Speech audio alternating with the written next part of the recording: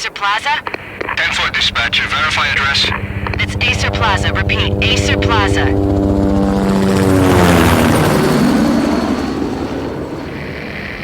Shots fired on the rooftop. An assault in progress at Acer Plaza. Repeat, an assault in progress.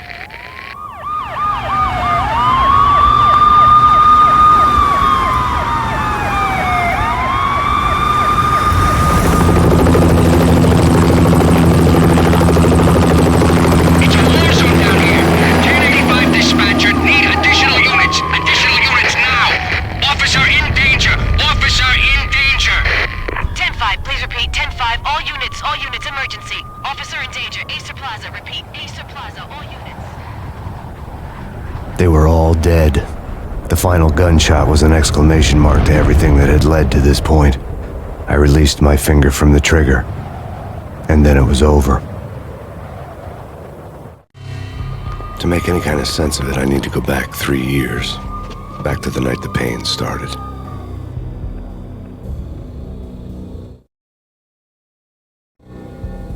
I was still on the force back then. NYPD, Manhattan, Midtown North Precinct, Hell's Kitchen. So when are you coming to work for me, Detective Payne? You'd make me work undercover in some hellhole. Sorry, Alex. Michelle and the baby come first. See? My last smoke. It's bad for the baby. That's you, Max. A regular Boy Scout. See, Alex. Still on for poker Thursday night, right? Like taking candy from a baby. Life was good. The sun setting on a sweet summer's day. The smell of freshly mowed lawns. The sounds of children playing. A house across the river on the Jersey side. Beautiful wife and a baby girl. The American dream come true. Honey, I'm home. But dreams have a nasty habit of going bad when you're not looking.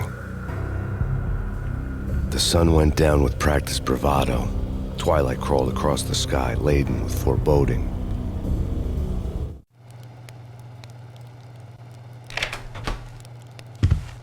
Michelle, honey, anybody home?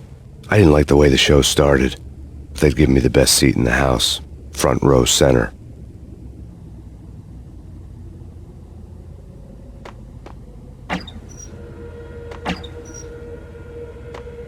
What the hell? Something ugly had been tattooed on the wall, a map of things to come. It was a poison syringe, a magic tag full of diabolical meanings.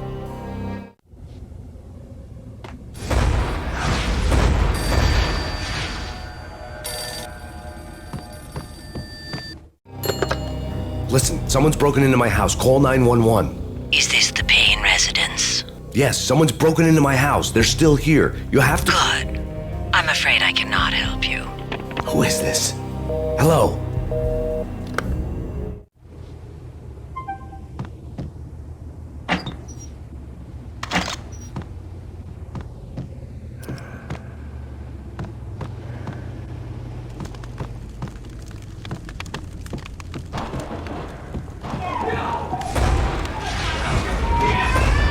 Michelle!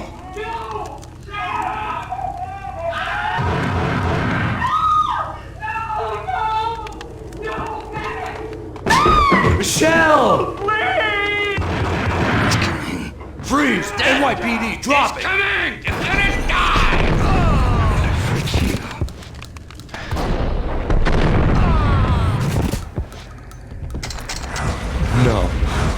No, please, God, no.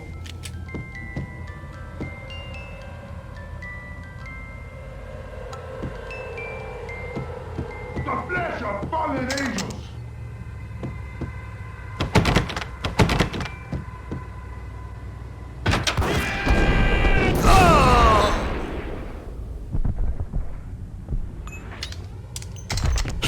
No, God, no, please, Michelle. Oh, baby.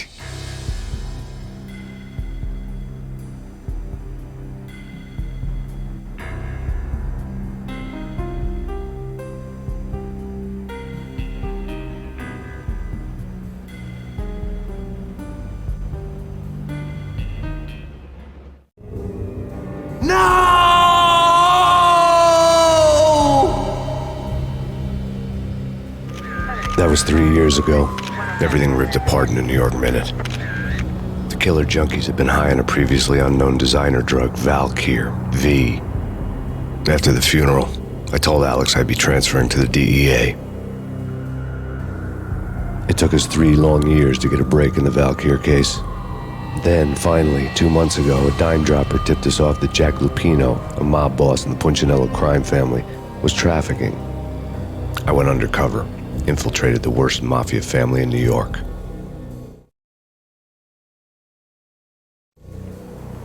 I came in from the cold and the dark. Outside the city was a cruel monster. I've been slowly working my way from the small time to the big fish, trying to get to the source of the drug. Alex and BB were my only contacts in the DEA, the only ones in this decrepit city who knew I was down here. BB here. Something urgent has come up with Jack Lupino. You need to meet with Alex immediately at the Roscoe Street station. I hadn't had a face-to-face with Alex since I'd gone undercover. Outside, the mercury was falling fast. It was colder than the devil's heart, raining ice pitchforks as if the heavens were ready to fall. Everyone was running for shelter like there was no tomorrow. It didn't get any better when I got to the subway. The feeling hit me like a point-blank shot straight in the face. Something was not right about this. My Beretta stirred nervously under my coat, but the train doors had already shut behind me, and I was in for the ride. Next stop, Roscoe Street Station, and Alex.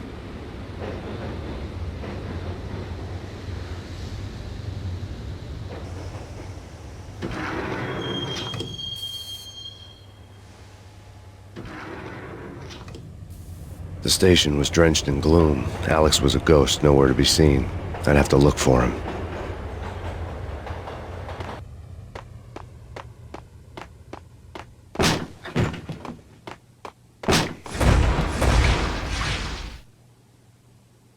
Death was in the air at Roscoe Street.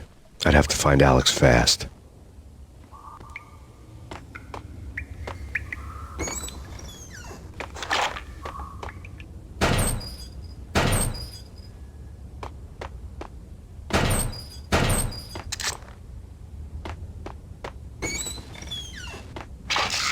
The pills would hold the pain back for a while.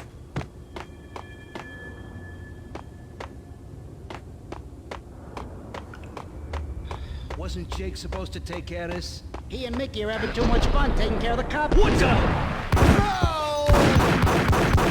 Ah!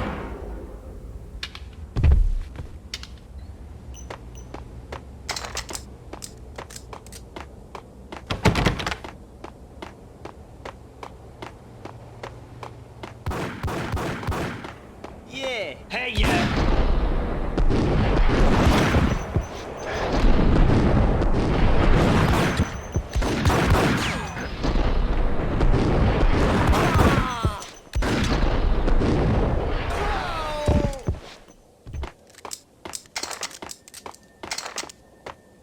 Yo, guys.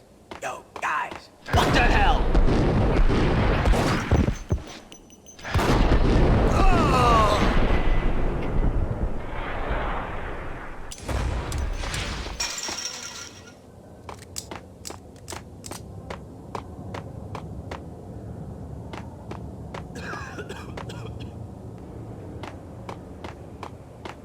Damn!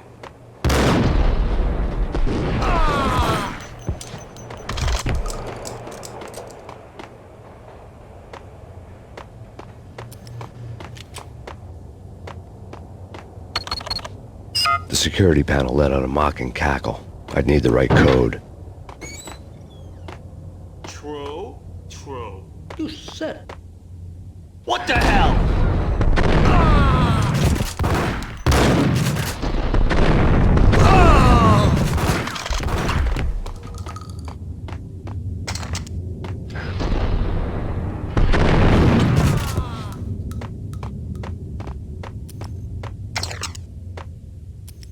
While looking for Alex, I had ended up in the middle of a big-time crime operation.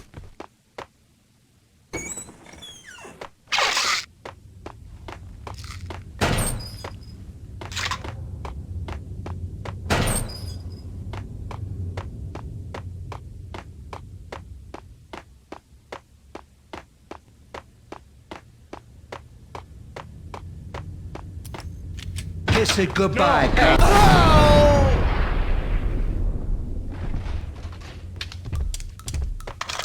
You saved me, man. What's going on here? A massacre. These armed thugs just appeared from nowhere. We need to get help. I can make the call from the control room 1 floor up. Can you take me there? Sure, sounds good. Follow me.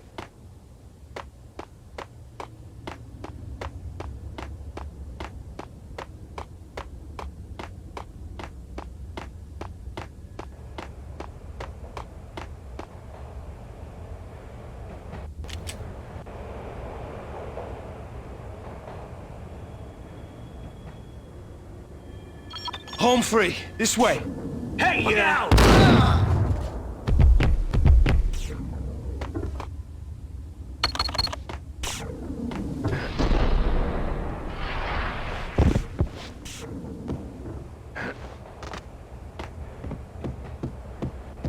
Get him!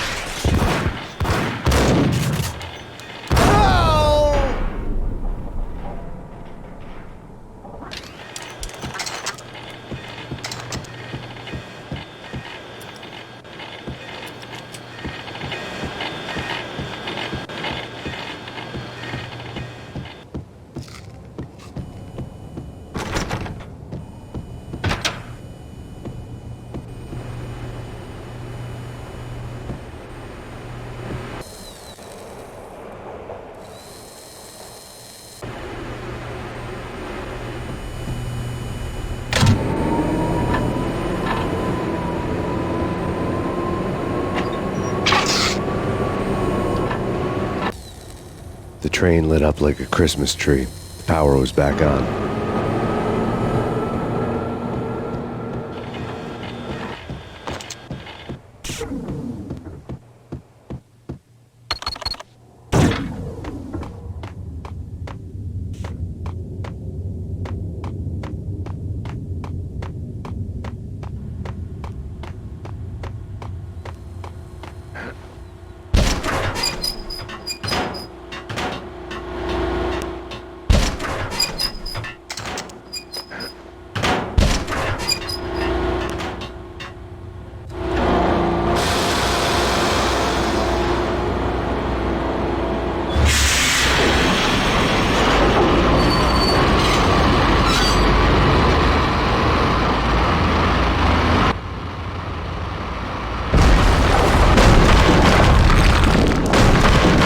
So much for being subtle.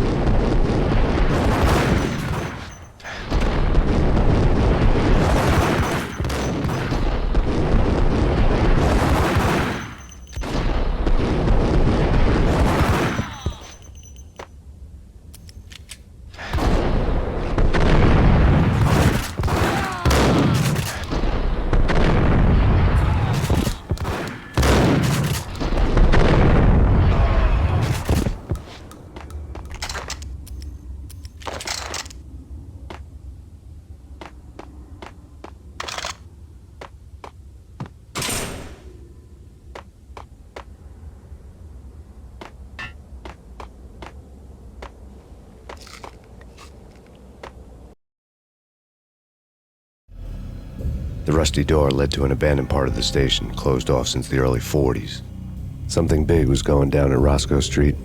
Maybe that's why Alex had wanted to meet me here. Maybe not. One way or the other, I was going to find out.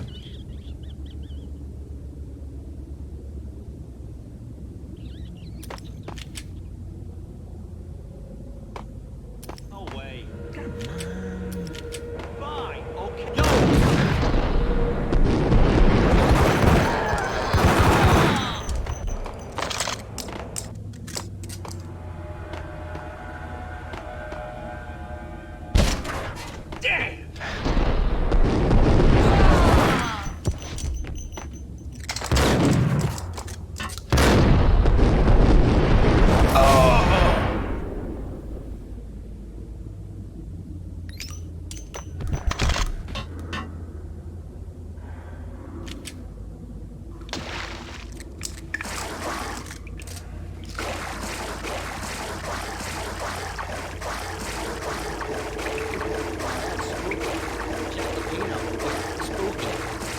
it's like...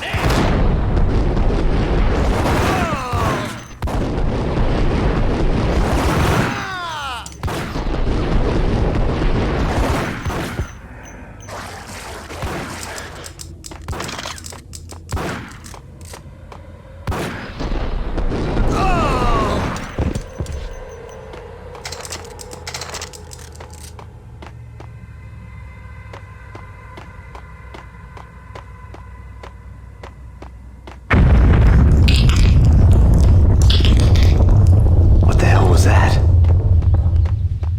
Hold on here. Give me the detonator. Gun him down! Get him!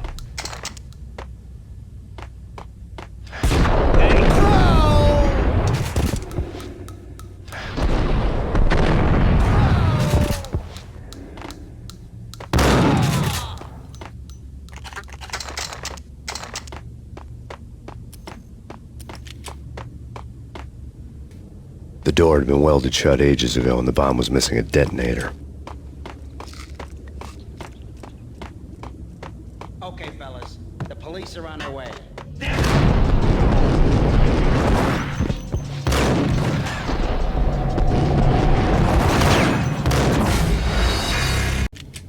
The door had been welded shut ages ago and the bomb was missing a detonator. Okay, fellas. The police are on their way.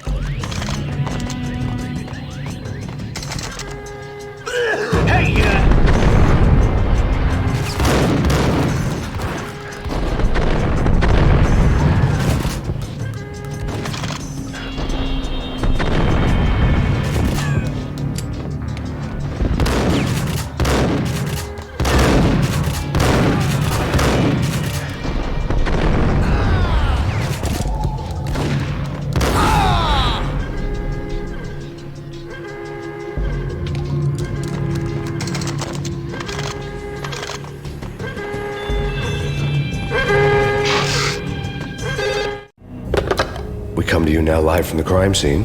Who is this? Right back at you. This is Deputy Chief Jim Bravura from the NYPD. You are to cease your criminal activities and surrender immediately. Sure thing, Jim. Me and the boys have been talking and everyone's real sorry. They'll never do it again. Who the hell is this? Being placed at the scene of a bank robbery wouldn't have tipped the odds in my favor.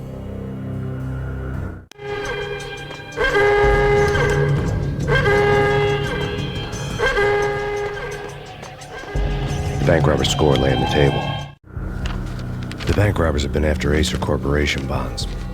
The Acer success story had recently been on every channel and on the cover of every magazine.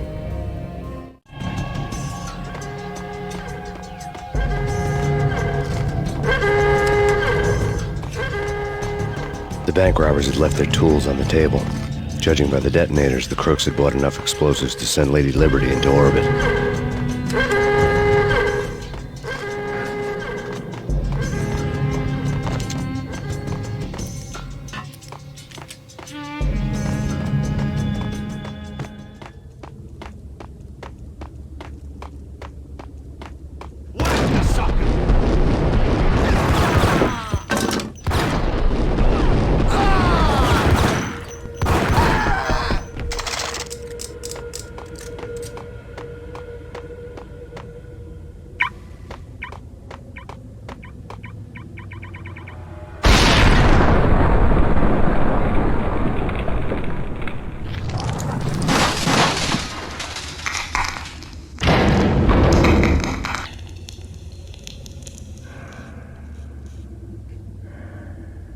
Hold it!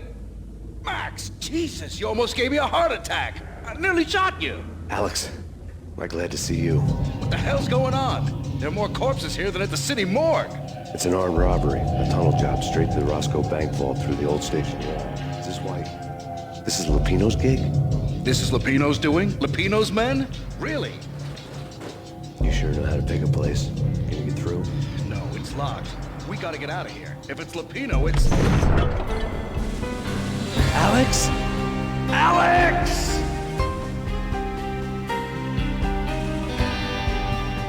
There was nothing I could do. He was dead. I could tell by the empty, accusing stare of his eyes.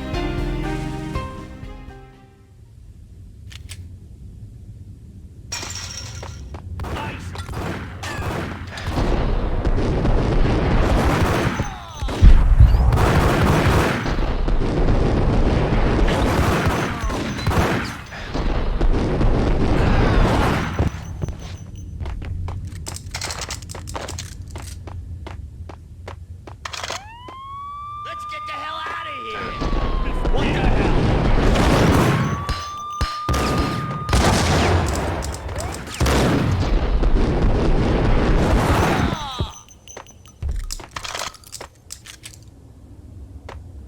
Whack him!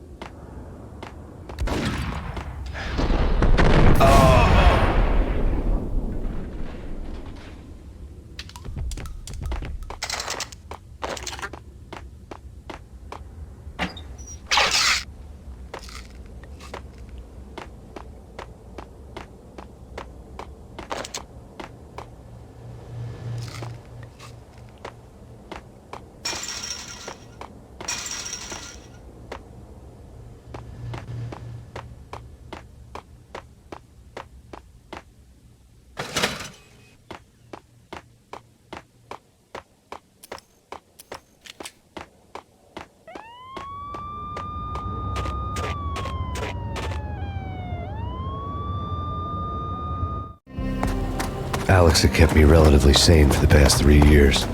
Now I didn't know how I felt. Somehow he had stumbled upon something big and ended up stepping on Jack Lupino's toes.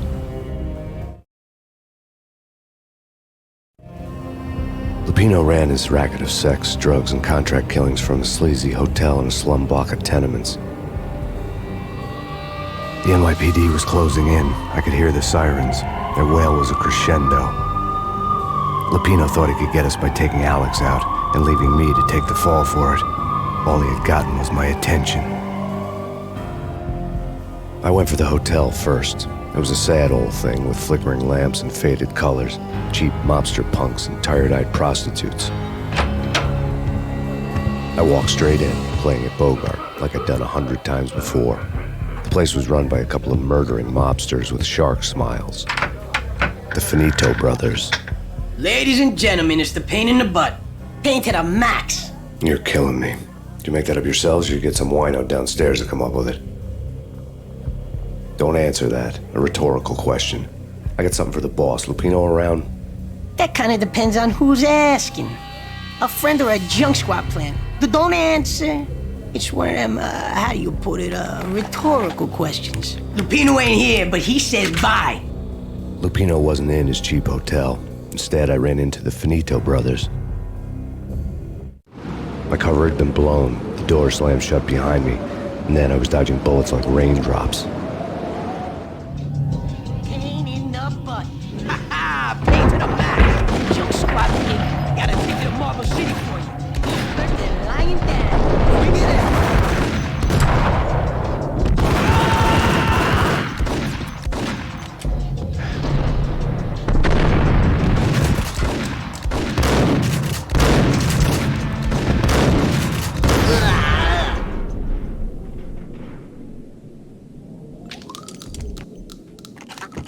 A letter on the desk caught my eye. Bosses! Everything all right? Bosses! Joey! Vigilio! I had met Lupino only once. The gangster ran all his rackets through his right-hand man, Vinny Gagniti. Gagniti was a high-strung whiner on the verge of breaking apart, like an overamped Energizer bunny.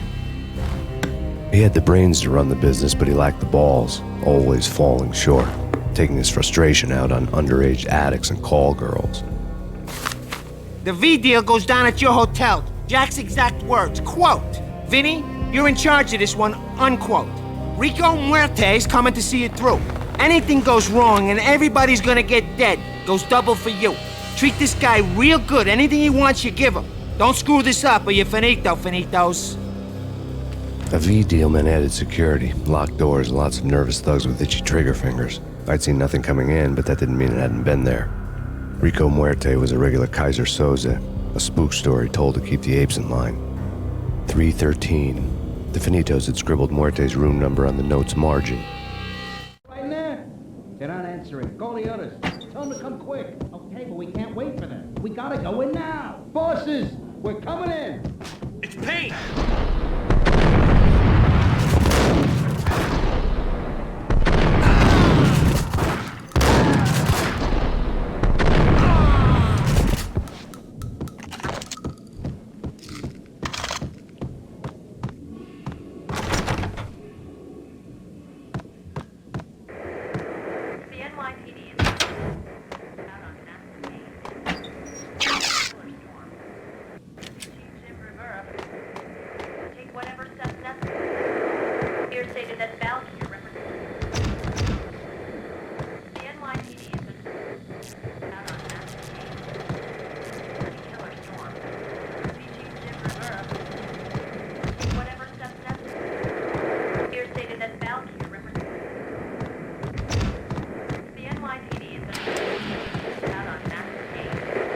In his press conference today, the mayor stated that Valkyr represents a clear danger to New York and called for drastic actions to eliminate the problem. On today's top story, the Valkyr crisis worsens with the murder of DEA Special Agent Alex Balder. Special Agent Balder had been shot repeatedly from a point-blank range. The gunman has been identified as Max Payne. The noose is sure to tighten around this fugitive criminal as more NYPD units join the search to apprehend him. I had just gotten my 15 minutes of fame.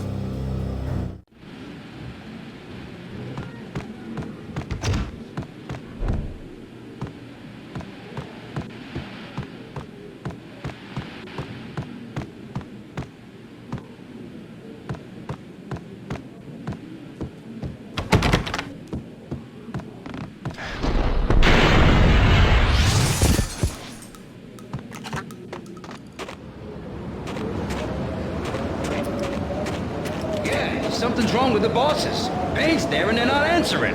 Let's go already. Payne's gonna pay. Inspect. What?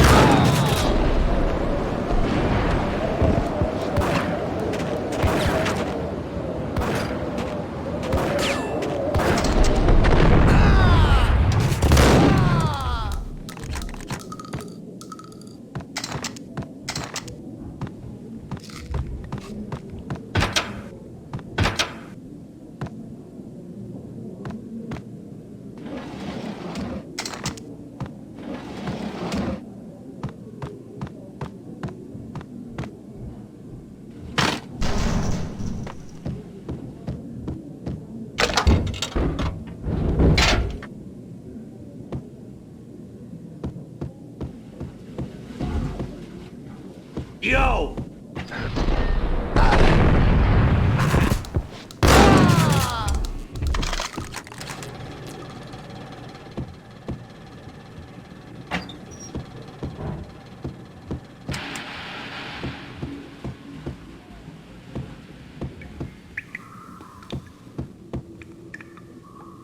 Previously on Lords and Ladies. Lady Amelia, Marquis Valentine asks for an audience. Thank you, Lawrence. My lady. My lord. And now, an all-new episode of Lords and Ladies, brought to you in part by Acer Corporation. Yo!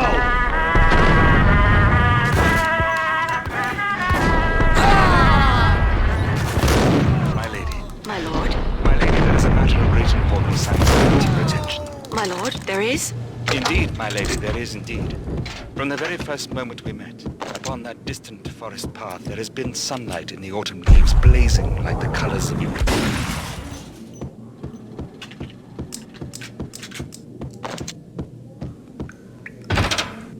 There he is! There!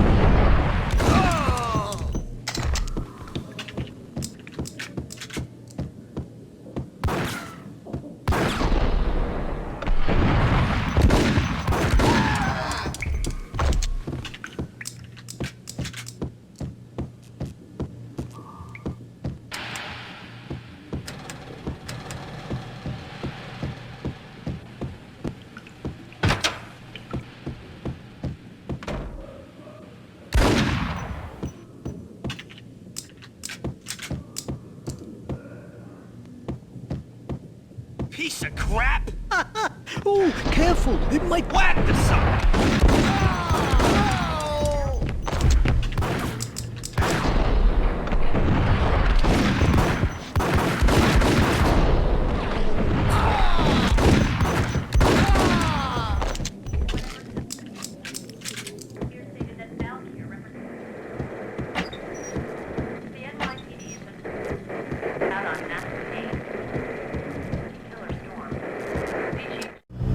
Tonight, the city's fight against the nightmare drug Valkyr took a turn for the worse, as DEA Special Agent Alex Balder was found brutally slain at the Roscoe Street subway station. A suspect was seen leaving the site only moments after the shots had been fired, and the NYPD is currently in pursuit of Max Payne, a repeated felon believed to be armed and extremely dangerous.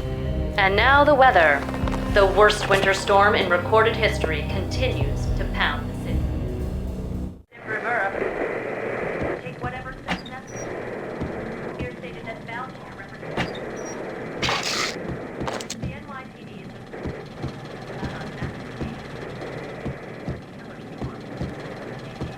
This party had been dead for a while. I couldn't say I was sorry I'd missed the show.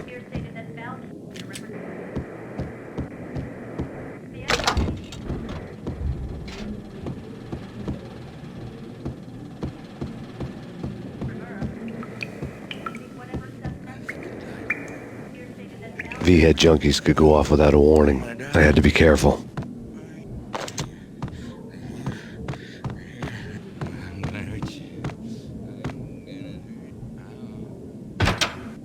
I saw!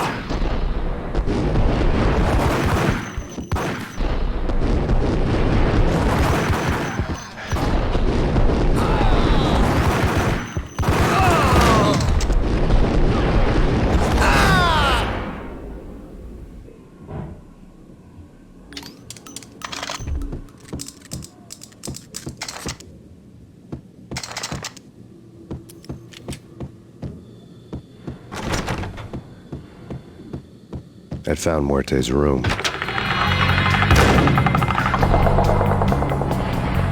Muerte had received a letter.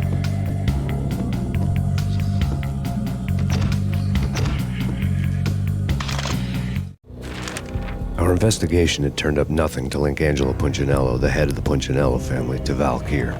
All tracks had ended with Jack Lupino. The letter in Muerte's room was signed by the Don himself. It was the first hint that the Kingpin knew what was brewing inside his syndicate. The trouble you got into after the Chicago screw-up. The Punchinello family bailed you out. You have been waiting for a chance to pay us back. One of our trusted boys has a monkey the size of King Kong on his back. We need your special skills for backup on a major deal. Collecting evidence had gotten old a few hundred bullets back. I was already so far past the point of no return I couldn't even remember what it looked like when I had passed it.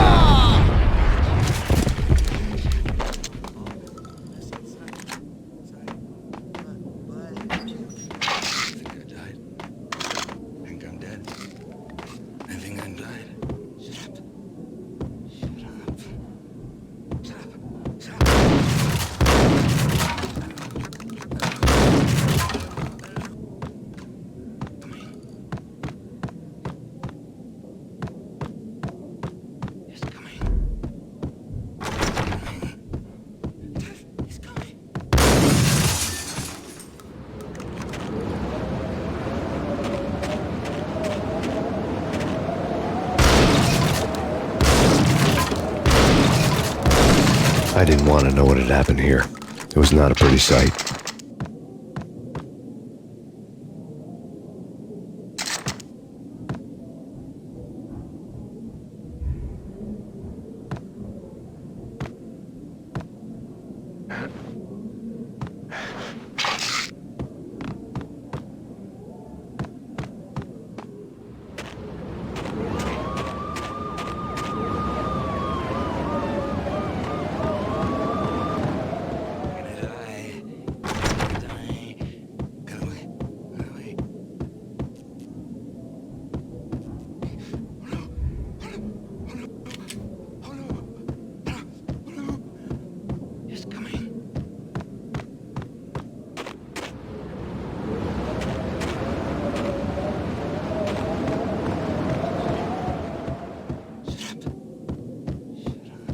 That's big. Hey!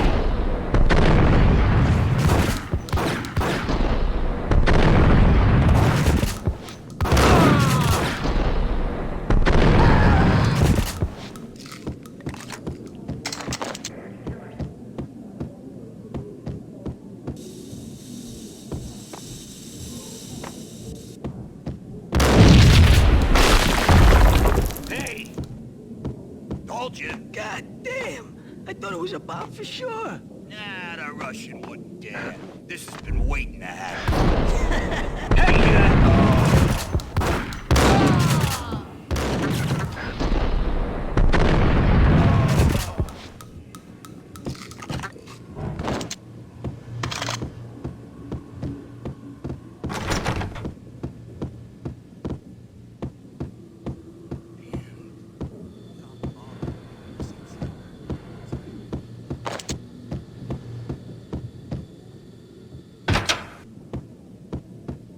The hooker had left her diary on the table.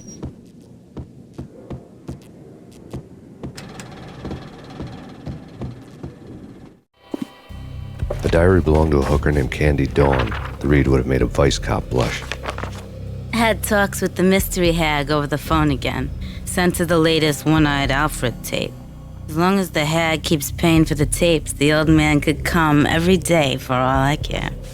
She had a nice sideline, making secret X-rated flicks of her clients and selling them to the highest bidder. It would get her killed if her V-fix for the day didn't do it first.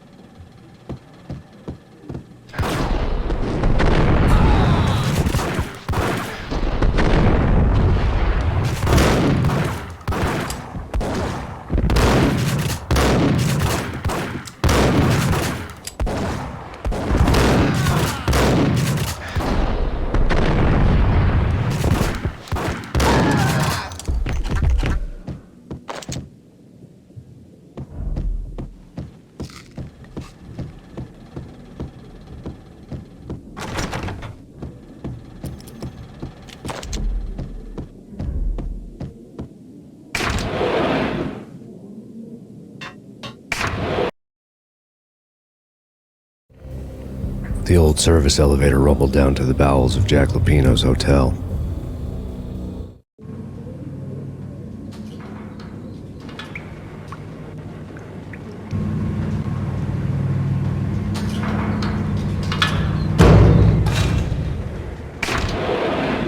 It was freaking crazy. The cops were doing a full-scale siege next door. More traffic than rush hour. I mean, bleeding bastards running back and forth, Ronnie and Jimbo to throw. And in the middle of all this, there we were. Gun them down.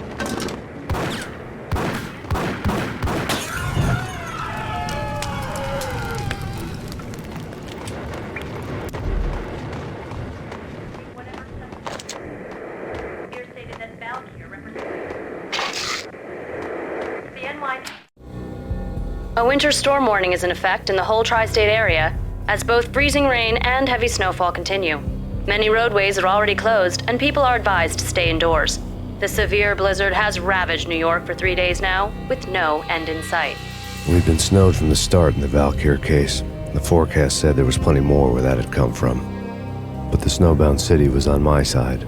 Less chance of innocent bystanders getting caught in the crossfire.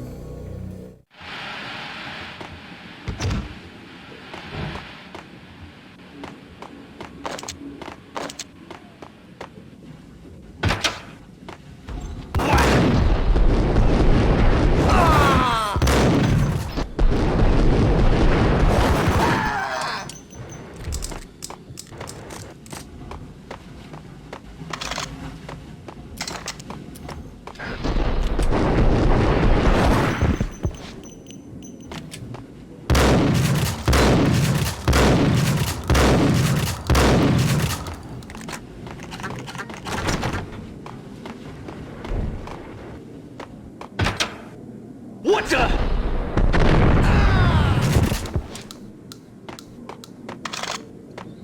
Exhibit number 1, a newspaper. A dead man tied to a chair lay on the boiler room floor. Captain Baseball Bat Boy has an unbeatable track record in superhero death matches. But a 6-pack of root beer gets me every time. The murder weapon was a baseball bat, now lying in a pool of drying blood next to a newspaper folded open on a Captain Baseball Bat Boy comic strip.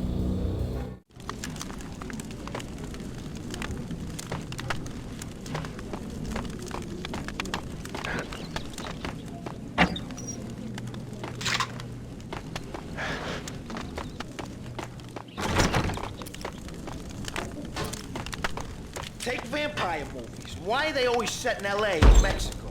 I saw!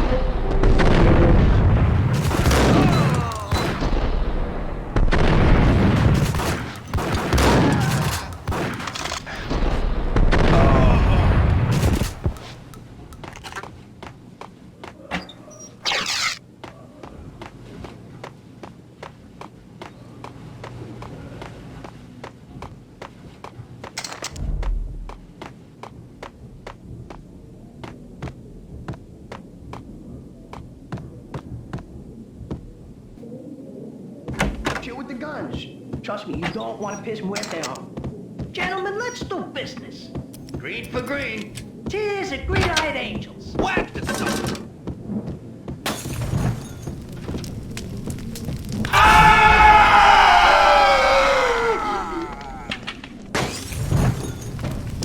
A lifetime ago, this would have gone down as a narcotics arrest.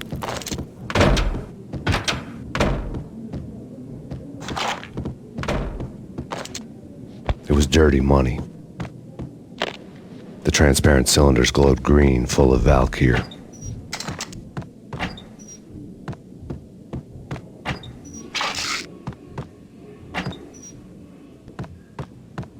There was a key on the table.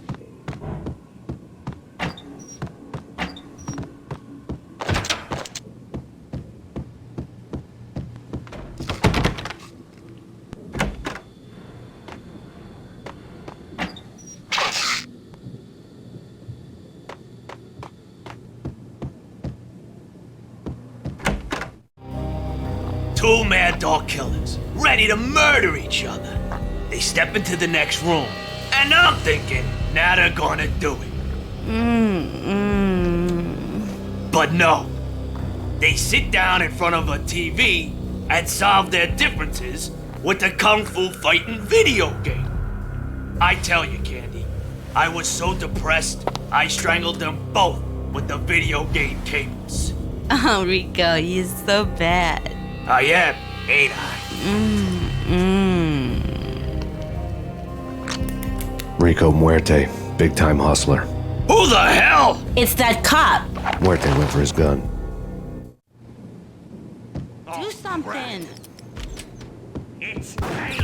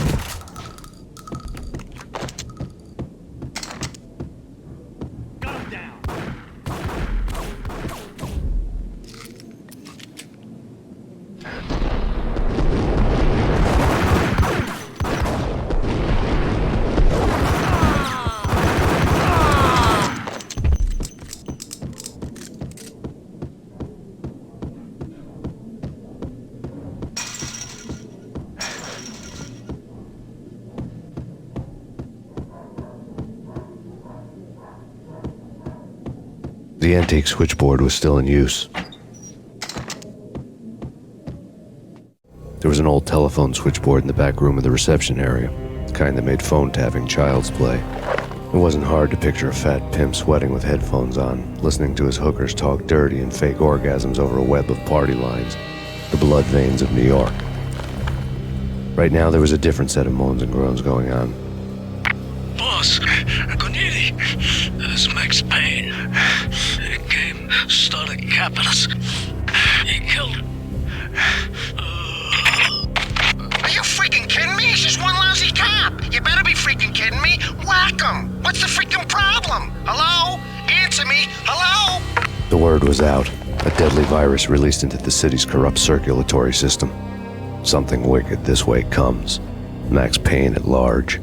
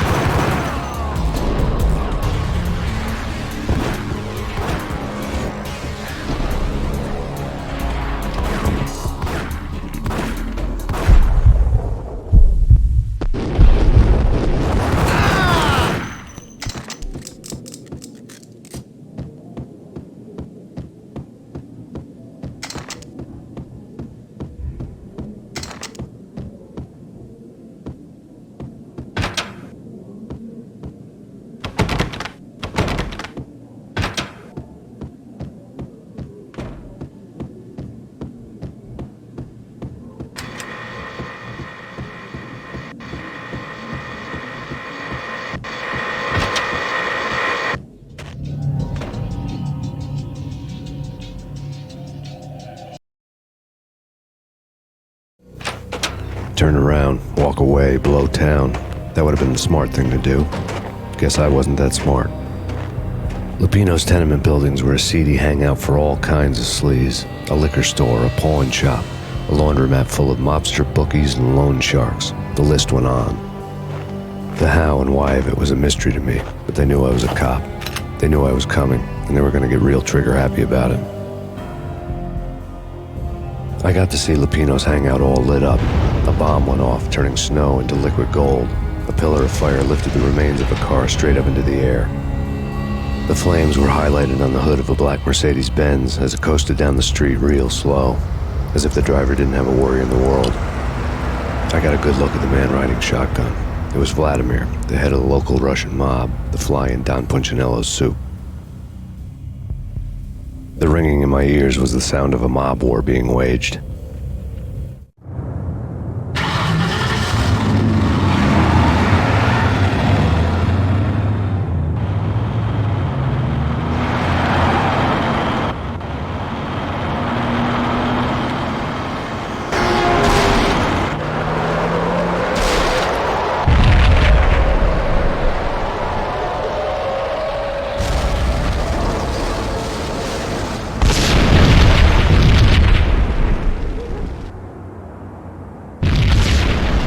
bomb exploded inside the closest slum building. It was a lucky break.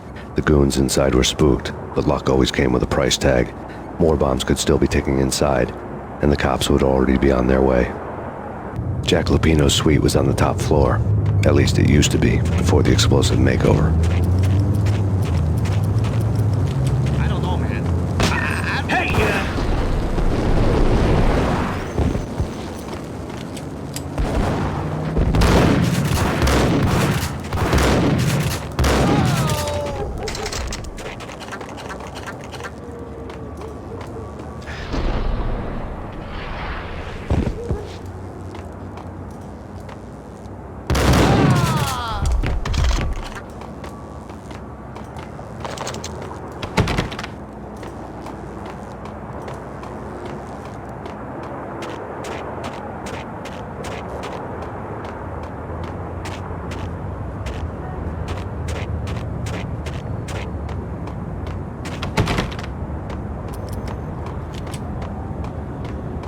The headlines were a depressing read.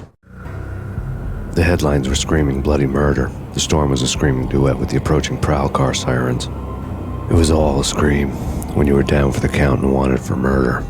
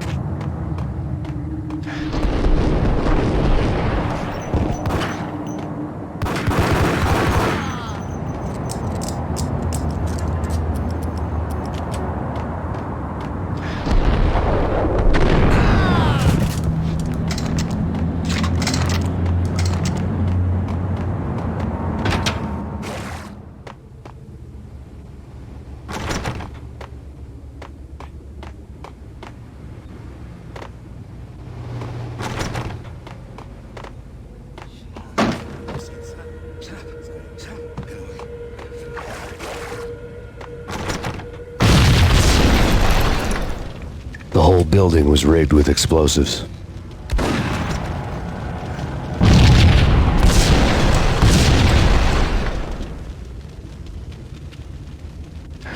Hold it!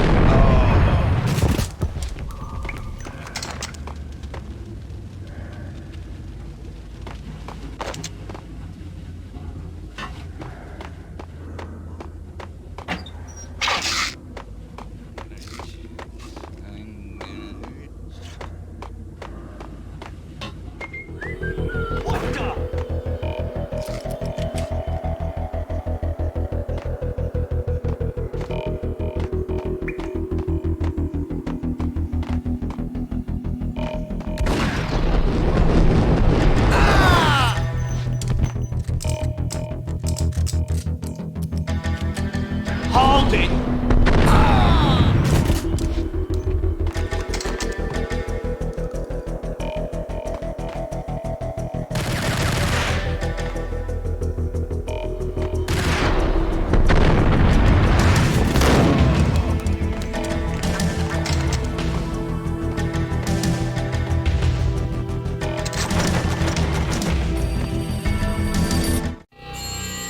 A beaten-up phone in the entrance hall was ringing.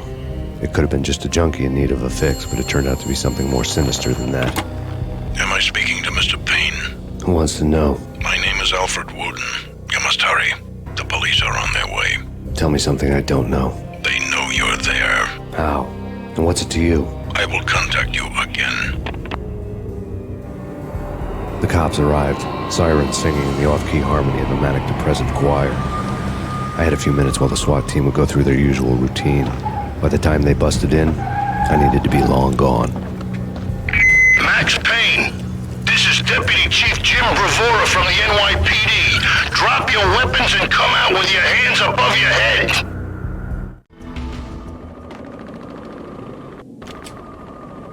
Sure. Yeah, really. Sure. Get up!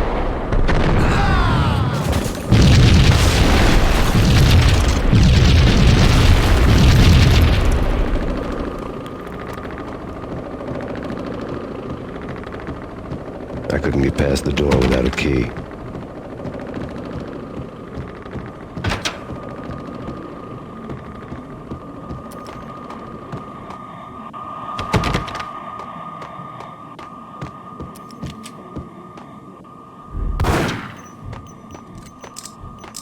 Someone had left a letter on the counter. Suddenly it all made sense. The bombs, the Russian mob boss making an appearance in person. Gagniti was his usual self, all talk and no walk. After our hit, the Russian has only a couple of guns left and they can be bought. There's no freaking way he has the guts to try anything after that. As it turned out, the Russian had plenty of guts.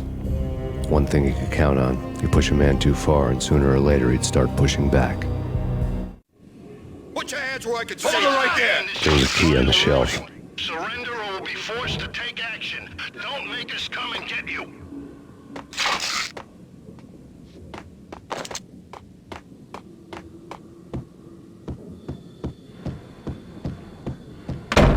Hey!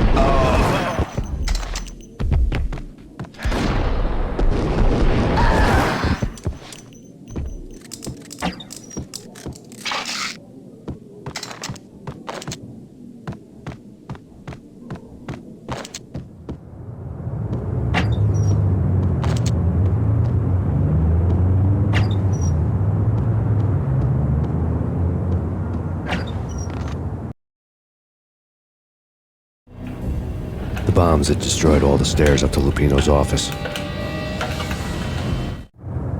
The alternate route led there by way of adjoining rooftops.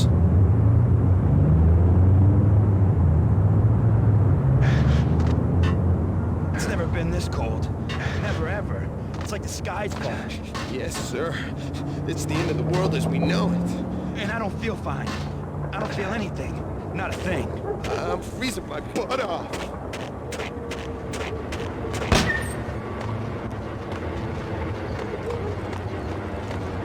To get to the roof, I'd need to get to the elevator through the locked door up ahead. Pizza delivery. Never seen you before. Buzz off, Joker.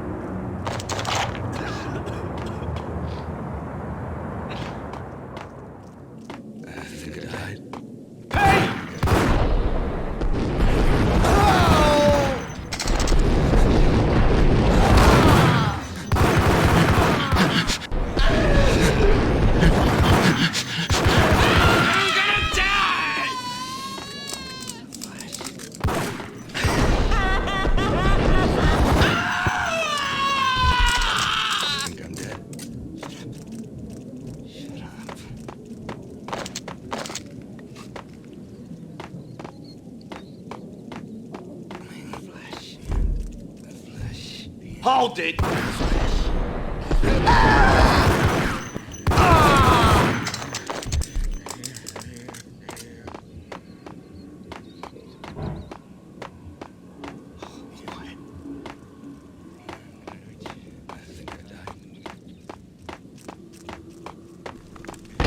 No, don't shoot. You know the clowns at the laundry? Me? No. You're no good to me then. What? No, the laundry, yeah. I know him, yeah. Get me in there. Okay.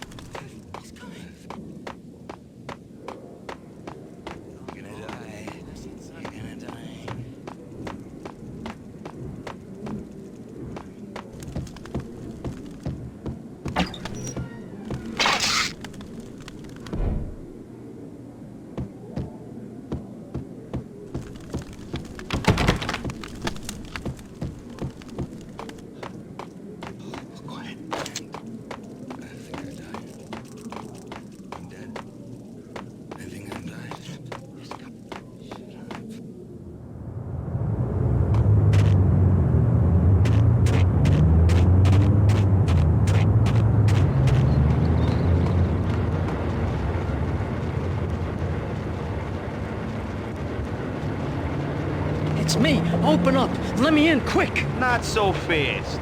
The password. John who? Come on. Okay, John Woo. All right. Come right in. It's a trap! There he is.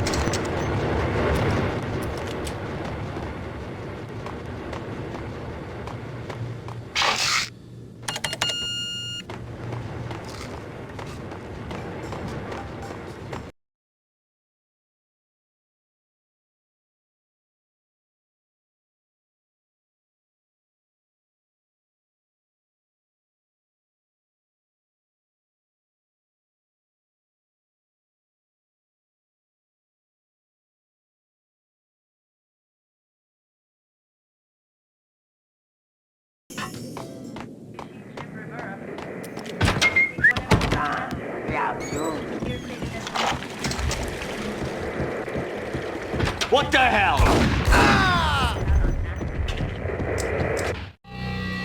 New York City is in crisis tonight, with reports of Valkyr-related gang war in the streets of the Bronx. Apparently, Max Payne, wanted for questioning in connection with the slaying of a DEA special agent earlier tonight, is waging a one-man war against his former partners in crime. Among the list of casualties so far are notorious mafia members Joey and Virgilio Finito, as well as Rico Muerte, himself a fugitive from the law, and a suspect for several murders in the Chicago area. The NYPD has been placed on full alert. A citywide APB has been put out on Max Payne. Deputy Chief Jim Bravura has promised to take whatever steps necessary to bring him to justice. What those steps may be remains to be seen. For NYCNN TV News, this is Kira Silver.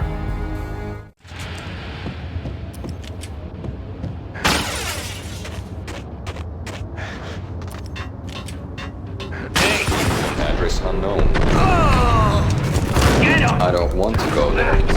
It's the last place I'd want to end up. But that's where I always end up anyway. Only, it's not me talking to the pink flamingo, but someone who looks the part down to the finest detail.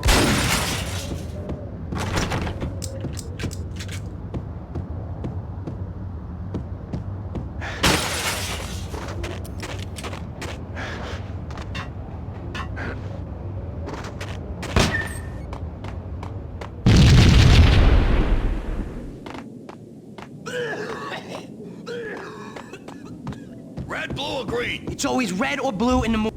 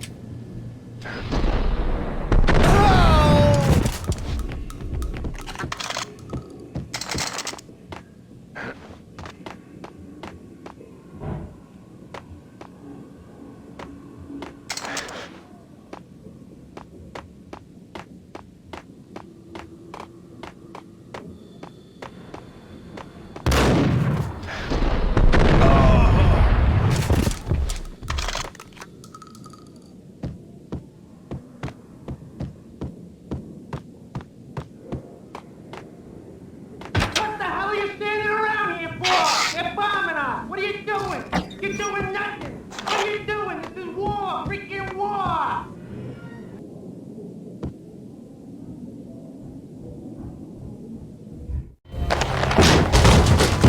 Vinny Gognitti, just the man I've been killing to see. Payne? Freaking Fed! I knew from day one there was something screwy about you. What do you think you're doing? You're a freaking cop. You ain't got squad on us. You can't just come in here waving your piece like it meant something. Yeah! Oh my God! Oh God, you shot me! Ah! You're dead, Payne! What the hell are you waiting for, you apes? Kill him! Kill him! With pleasure, boss. Gognitti bailed. I made like Chow Yun Fat.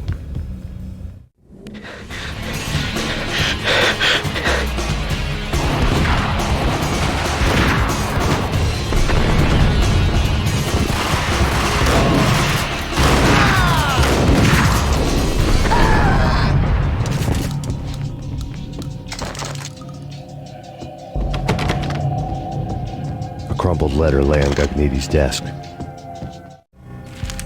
The letter was addressed to Don Punchinello, but Vinny had never had the nerve to finish it. Jack's gone voodoo. Just the other night, he shot Dino because he wanted to see what his brains looked like splattered on the wall. He's a freaking mad dog. We're running out of men and business fast. Gognitti had been living in mortal fear of his boss. Jack Lupino was a psycho.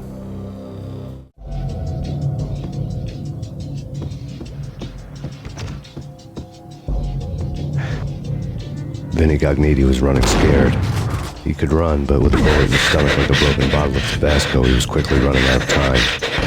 He knew where his boss was, and I wanted to square things up with Jack Lupino. Gognitti would be moving fast. I don't know about angels, but it's fear that gives men wings.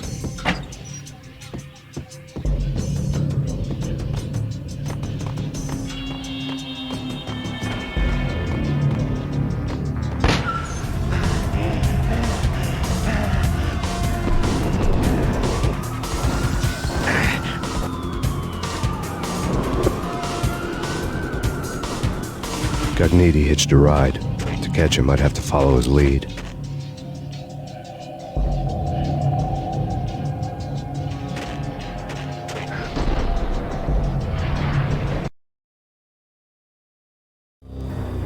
This was my second train ride of the night. The way it started didn't promise anything better than the last one.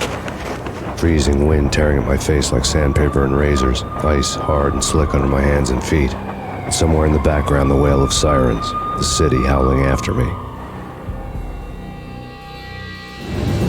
New York sped by in fast forward. Dark rooftop water towers and a dead forest of antennas and chimneys, all a blur. When the train he was riding slowed down, Gognitti made his move.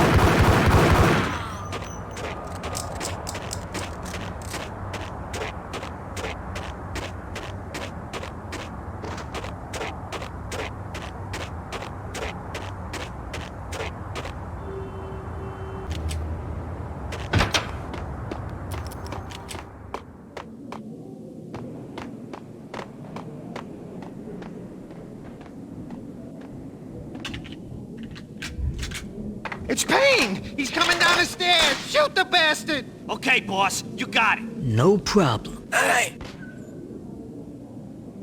Hey!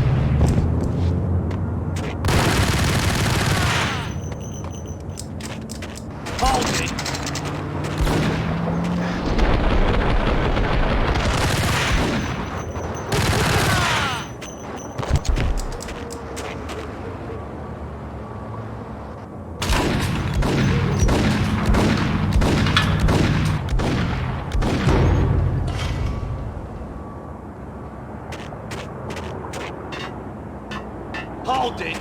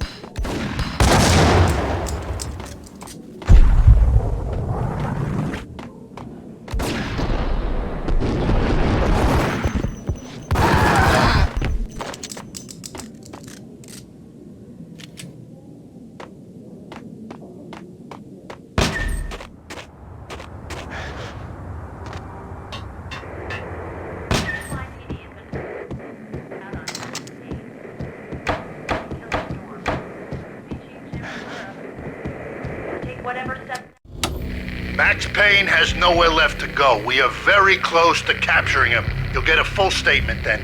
Right now, I've got better things to do, ma'am. That was Deputy Chief Jim Rivera from the NYPD with no further comment at this time. Apart from his suspicious food habits, I figured Bravura to be one of the good guys.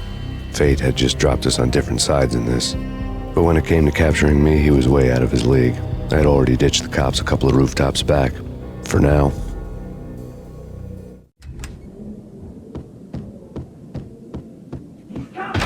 I can hear him. Ready?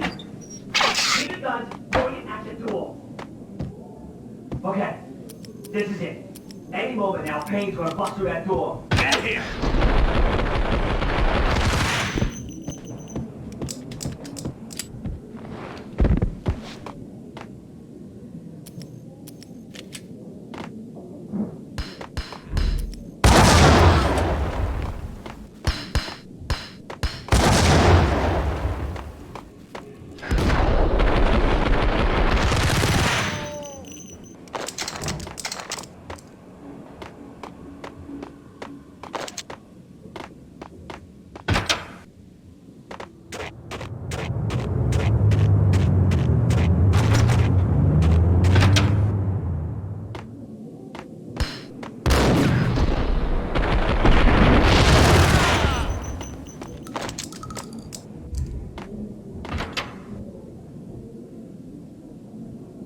Open, goddammit!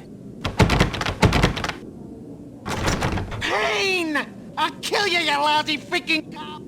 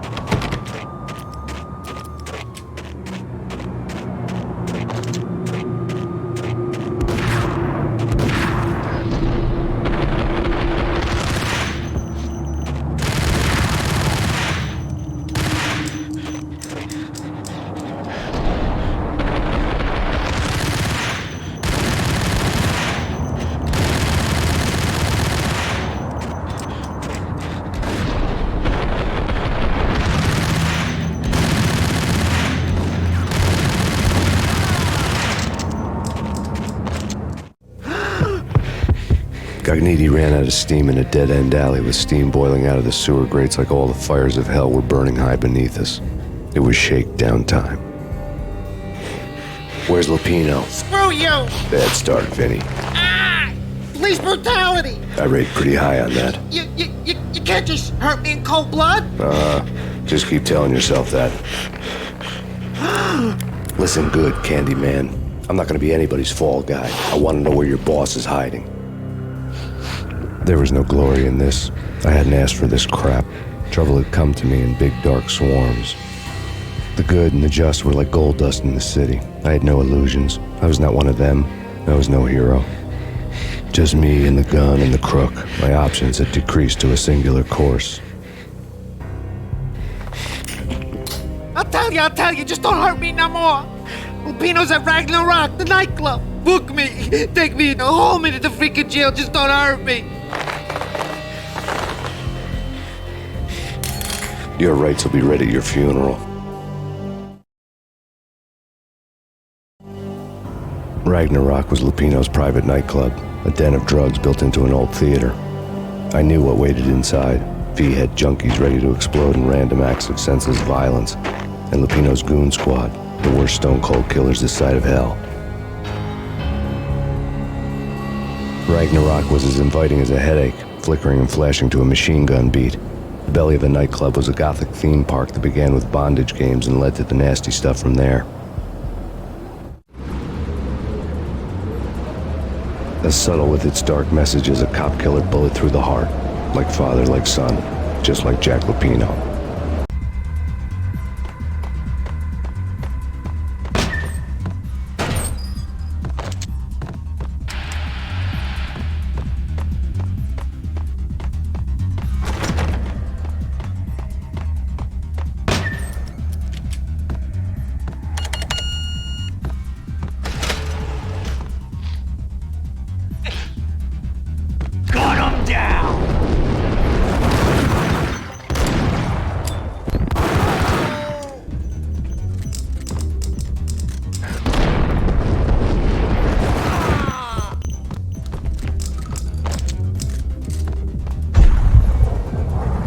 The book had never been a bestseller.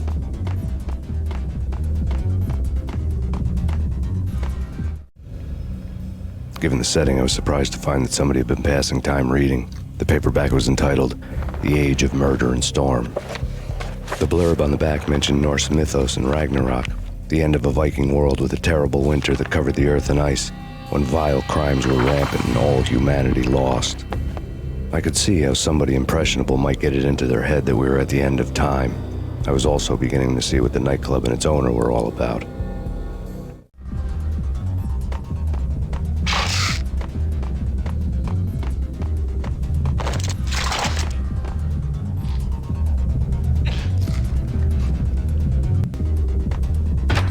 There he is!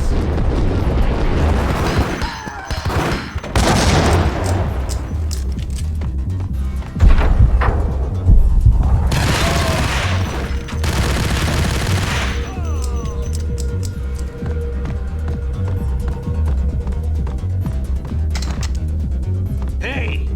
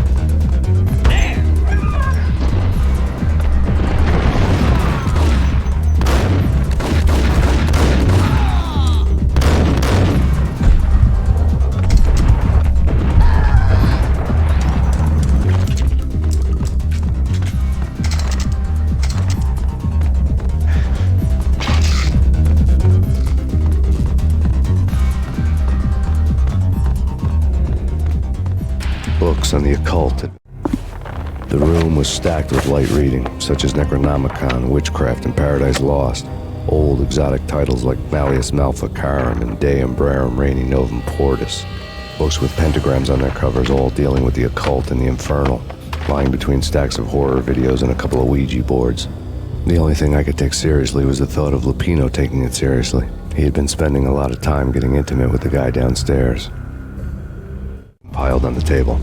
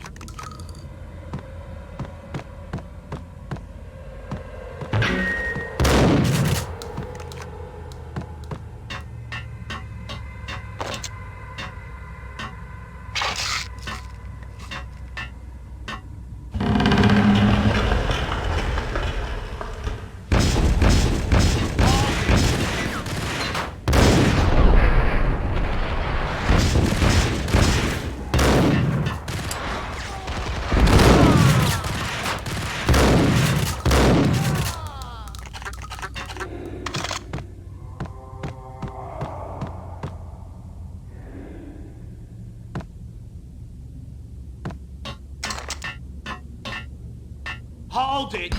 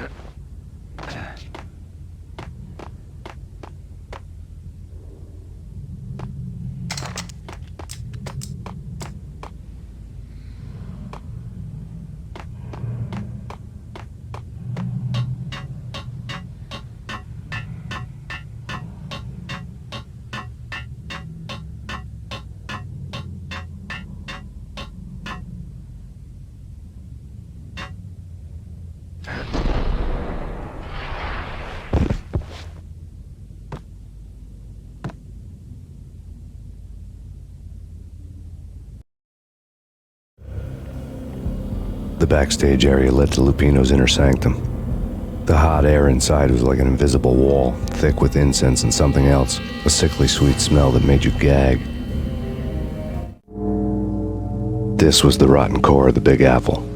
Lupino lurked somewhere ahead, like a spider at the center of his web, waiting. The vapors in the air started to make my head swim. Torn pieces of a letter lay scattered on the sofa.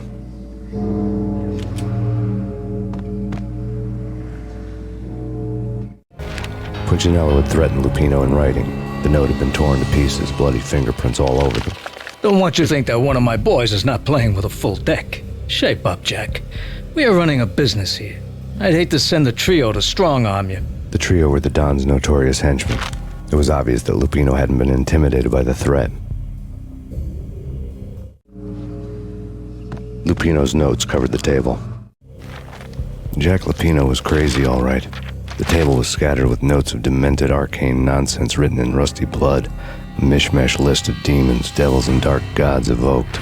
Beelzebub, Asmodeus, Baphomet, Lucifer, Loki, Cthulhu, Lilith, Hela, blood given to you all. He was after that old Faustian deal, your soul for power and fortune. Just sign on the dotted line with your blood. Lupino's notebook lay on the... Jack Lupino was crazy, all right. Mythic wolves, let loose to devour the sun and the moon. Lupino is the wolf. I'm Mr. Beast, the big bad Fenris wolf. I'm the end of the world man, wearing the flesh of fallen angels. After Y2K, the end of the world had become a cliché. But who was I to talk? A brooding underdog avenger alone against an empire of evil, out to right a grave injustice. Everything was subjective. There were only personal apocalypses. Nothing is a cliché when it's happening to you. Pedestal. The flesh of fallen angels! Come to me all!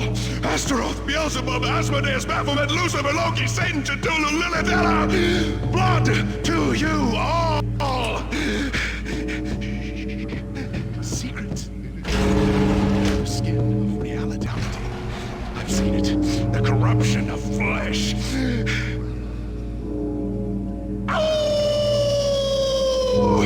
I'm the wolf, yeah! I am the wolf! It's close. It's coming. You have come. A witness to the end of time. It's now! I will rise to her side! I don't need the words! I'm beyond the words!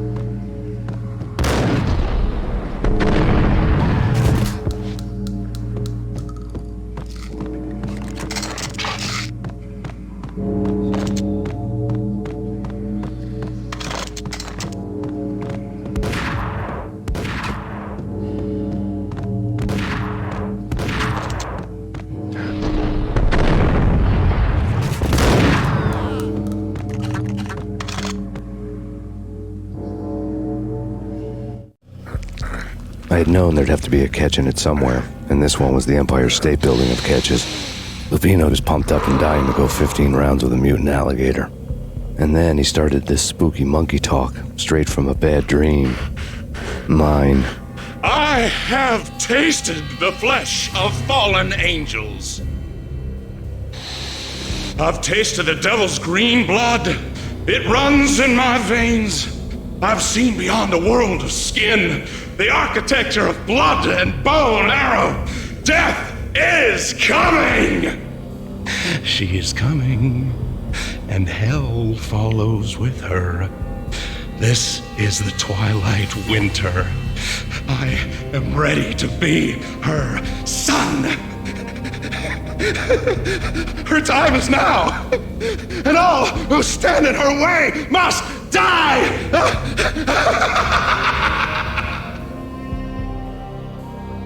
Die! You'll die! You'll die! Now! All die!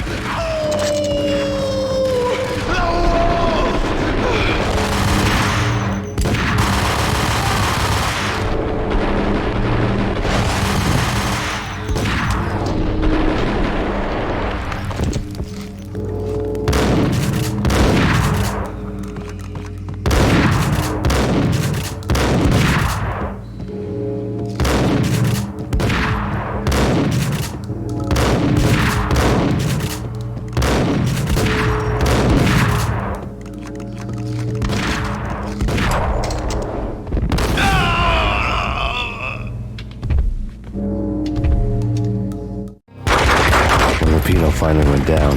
I wanted to make real sure he'd stay that way. V was a bad monster. Turned them into friggin' zombie demons from outer space. I think he's dead already. Huh? And that's when it happened. But dead or not, you've got the wrong guy. In stepped this knockout femme fatale holding a gun to my face. I returned the favor. Lisa Punchinello. Lisa Punchinello was the Don's wife. Mona Sachs. Lisa's evil twin. Your safety's off, evil twin. You might hurt someone with that gun of yours. Lisa's the damsel in distress. I'm the professional. I'd blow you away without batting an eye. Sure, and you can check out my credentials splattered all over this joint. Jack couldn't have framed you. Not the state he was in. We're after the same slime bag. Angelo Punchinello's the one who murdered your friend and framed you with it. You know this for a fact? I've got my sources. I don't have a clue these days. I just shoot them as they come. Who put a contract on the Archfiend? This one's mine. I hate the guts of that sadistic wife-beater. Why not pool our bullets for this one? I thought you'd never ask. My finger was starting to twitch. How do you like your whiskey? I'm easy, as long as you don't try to slip me a Mickey. You're a real angel, Max. It was good stuff. Tasted sweet as honey going down. Nothing personal. Can't risk you going berserk and getting Lisa killed.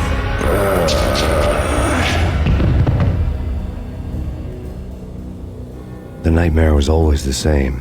Violent shapes moving in darkness, old and ugly. The killer's mad laughter was a riddle filled with wicked innuendo.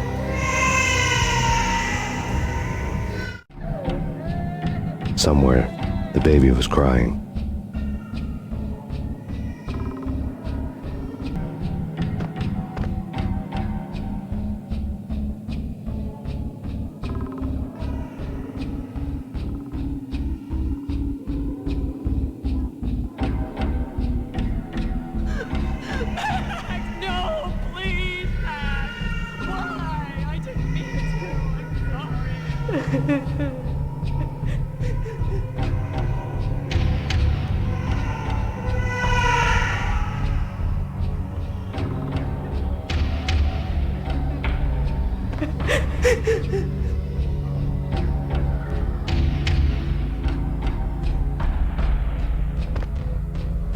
Should have known it when we found you snoring next to Lupino's corpse. A comedian, huh? The pictures were filled with good old times. Alex and I had a few moments of glory between us. Crime-fighting comrades, the best in NYPD DEA collaborative team. Good-hearted macho bullshit like that. I would have given anything to have him here as my backup. No such luck. No luck at all. Michelle looked at me from the photo. The Payne family. Happiness captured in a Polaroid moment. I had thought it would last forever, till death do us part. I didn't want to think about it. As long as I didn't, it could never happen. But I had broken my own rule. The thought had already slipped in. Fear was rusty needles poking at my brain. Cold and scaly, it slithered down my chest.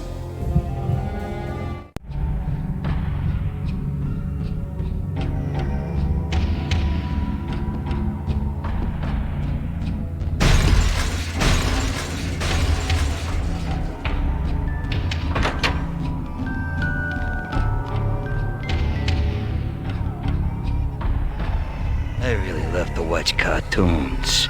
Captain Baseball Bat Boy's my favorite.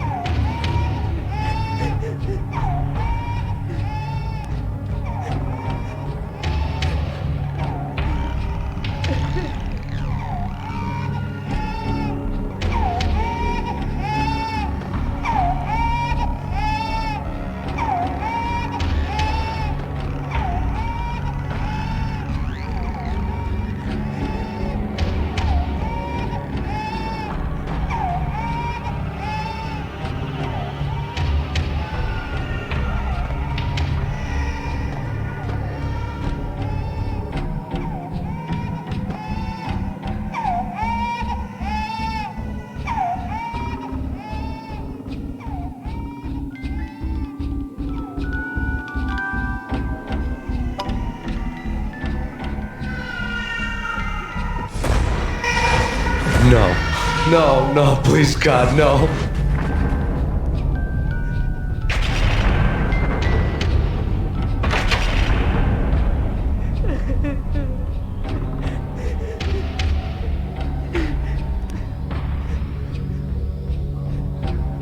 Slice them, dice them, shoot them full of holes, blow them to bits, vaporize them, disintegrate them. No matter what you do, they'll still be back, good as new.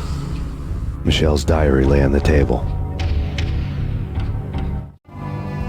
Michelle was working part-time in the district attorney's office. Her diary was open on today's entry, her handwriting all pretty curves. An army dossier found its way to my desk yesterday. Valhalla? Isn't that a Norse myth? Something about Vikings? I tried to tell Max about it, but he was busy, that cute frown on his brow. Guess it's nothing, just a mix-up at the courier service. From now on, I would always find time for her. It was a hollow promise. Too little, too late.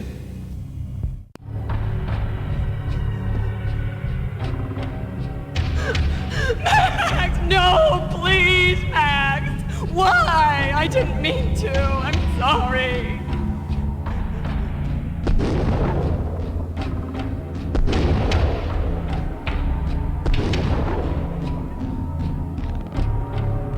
Murderer! You killed her! Nothing like that ever happens in the real world.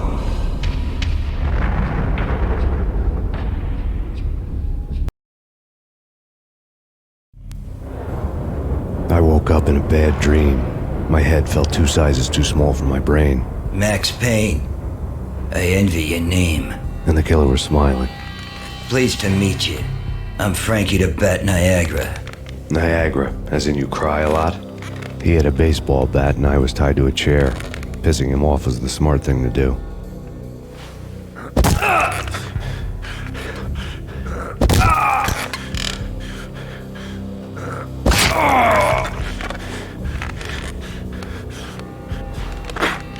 Nothing wrong with a little laugh now and then. Take me, for example. I love to watch cartoons. Cartoon violence is a fascinating thing. Let's take a break. I need to take a leak and maybe grab a cold one at the bar. Don't worry.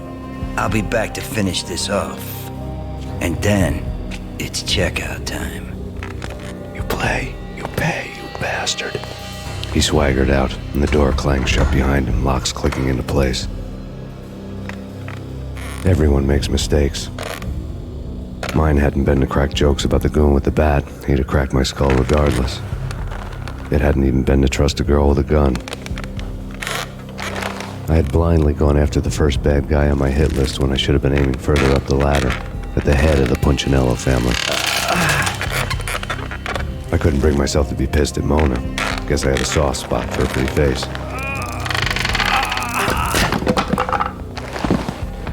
But when somebody decides to play baseball with your head, you tend to get sore. They had dragged me back to the basement of Lupino's hotel. I was beaten, bruised, and blue. I felt like the chair I had broken to get free.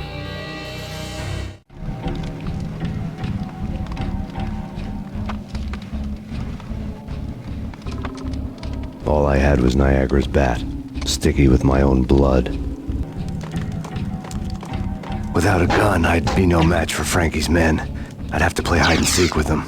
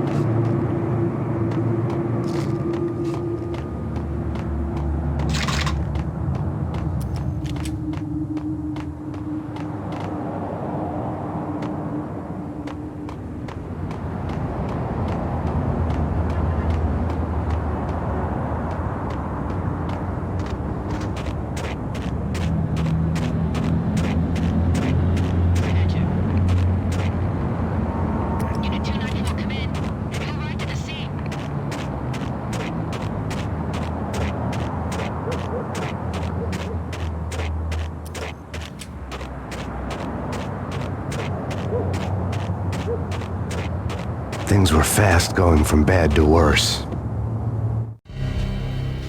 The men in blue had come and gone.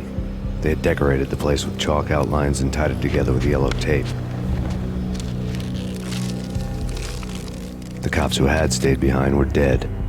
Frankie, his boys, and I had the place all for ourselves.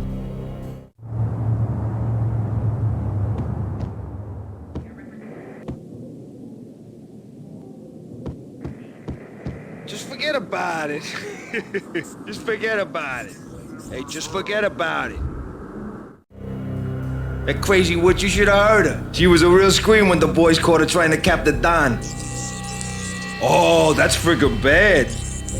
To the trio? That's even worse than what Frankie's doing to that poor bastard downstairs. She's gonna take a long time to die. The mobster muscle on the phone was talking about Mona. Punchinello's trio were nothing but bad news. There he is!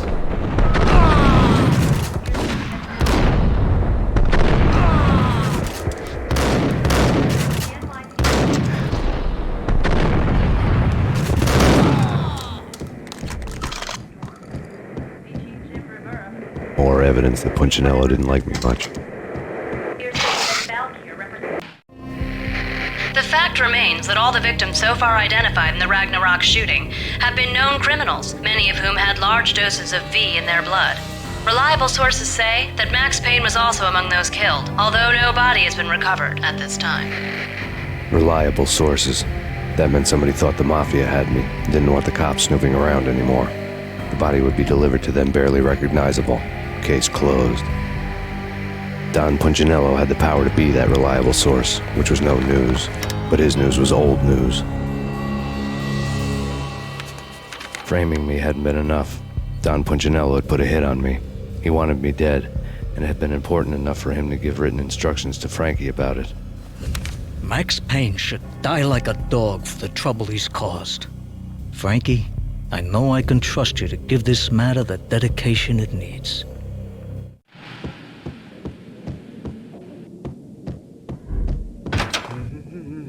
Hold it!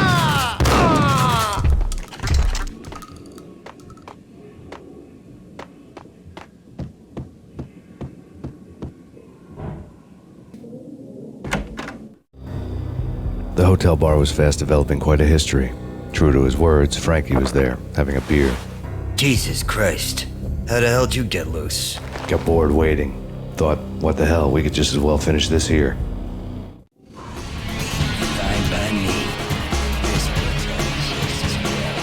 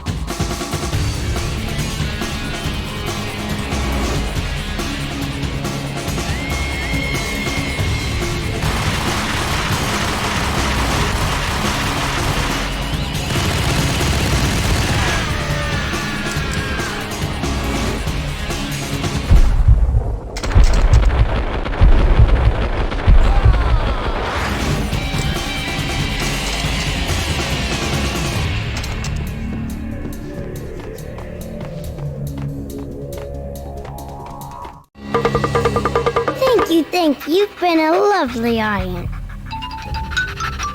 Had enough? I don't play with girls anyway. Unfair! I spotted the tail as soon as I left the hotel. A big black Mercedes. I'd seen the car before. That time it had heralded impressive explosions. Vladimir was back. Bang! You're dead, Max Payne. I might have laughed if I remembered how. What's this supposed to be? Cops and robbers? Look, you want something with me? Get in line. Peace, man. Relax. You know you are a real news item. Armed and dangerous. I am going to make you an offer you can't refuse. I've always wanted to say that. It's a bum rap. I've been framed. That's a moot point. Whatever you did or did not do, I'm sure you had good reason for doing it. Want to hear me out? I'm listening.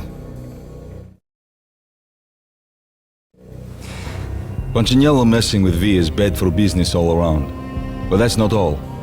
There is this guy, Boris Time, used to pull jobs for me. He's the captain of the cargo ship Charon. Now the bastard turncoat has gone over to the other side, Punchinello's. The ship's loaded with high-res hardware, guns, my business. If Punchinello gets hold of that cargo, he's won and I have lost. And you'll have your work cut out for you. If you want to get to Punchinello, you'll need heavy-duty persuaders. I am just the man to get them for you. Change the ship back under my flag, maybe pop 2 in the traitor Dime's head while you're at it. You'll get enough guns to start the apocalypse. You in or out? Let's get this show on the road. Vladimir was one of those old-time bad guys with honor and morals, which made him almost one of the good guys. None of us was a saint. The Brooklyn riverfront was a maze of rusty containers, sharp-boned cranes looming up from the snowstorm.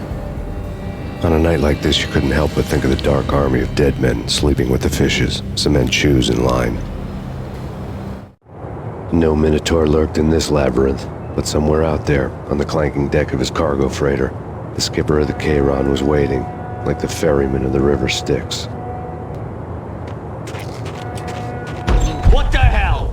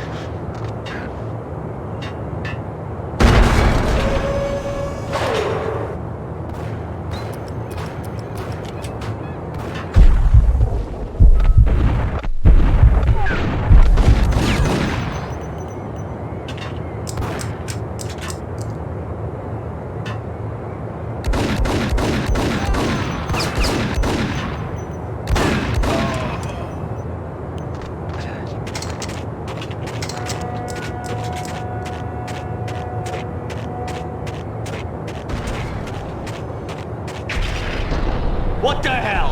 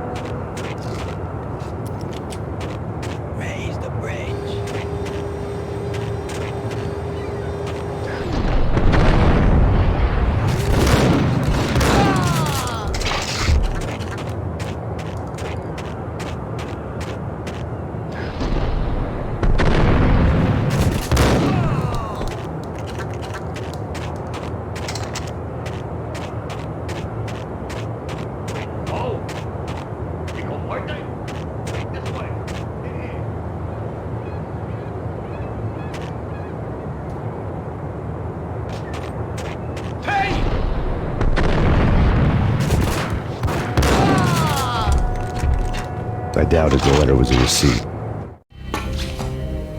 Rico Muerte had come to town to do more than just sort out family troubles. Exhibits number 1, 2, and 3.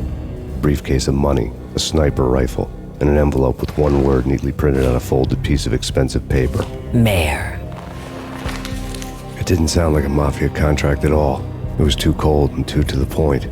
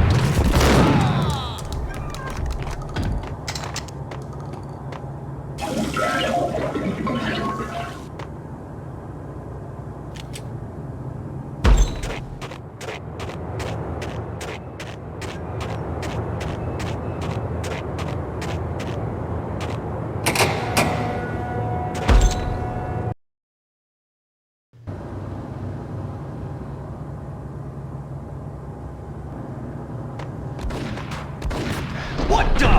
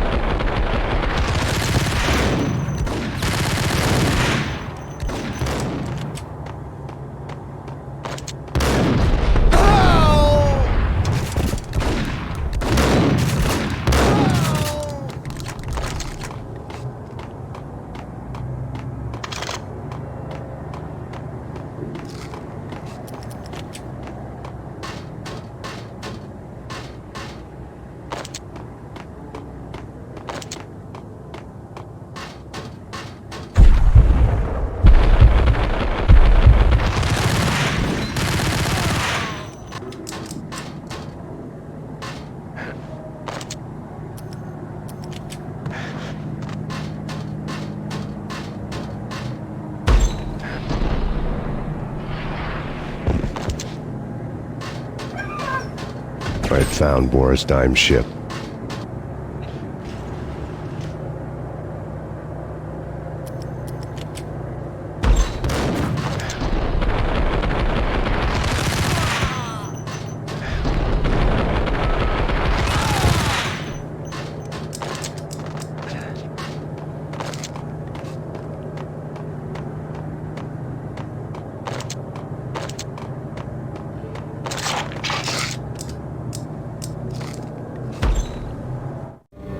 Rust had crept over the sides of the cargo steamer a long time ago.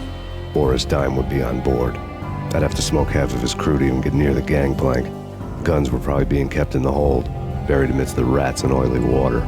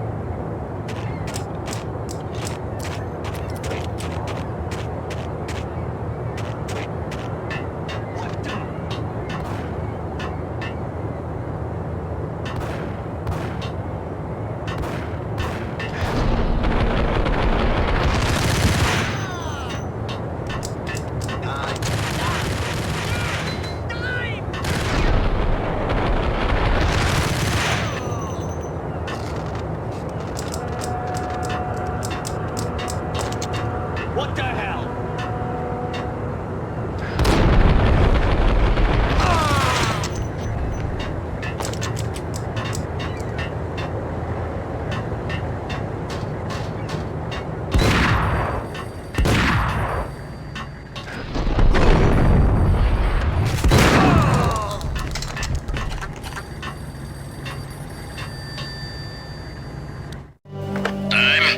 Angelo Puccinello here. Angie, tell me, how much did Dime cost you? I bet it was more than his name. Max Payne. Right the first time. You're dead, punk. You sure you're not confusing me with Boris here? But you are right, of course. Pretty soon we should get together and have a talk. You son of a... Pissing Punchinello off was a dangerous game, but when people get mad, they make mistakes. I should know. That's where I wanted Punchinello, mad enough to trip over his own feet, preferably into a grave.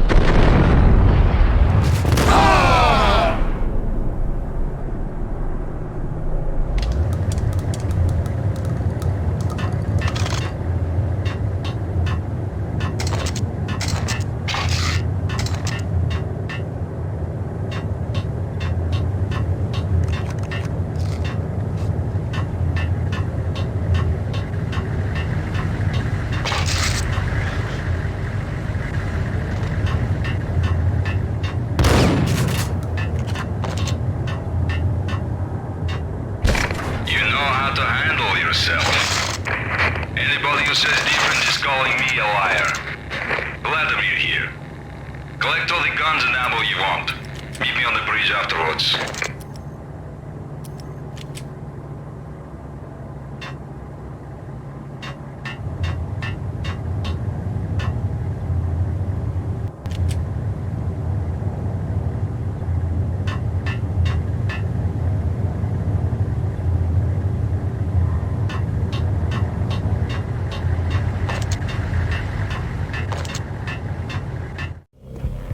Did you get everything you need? Check. I owe you. Anything you need. This is my solo.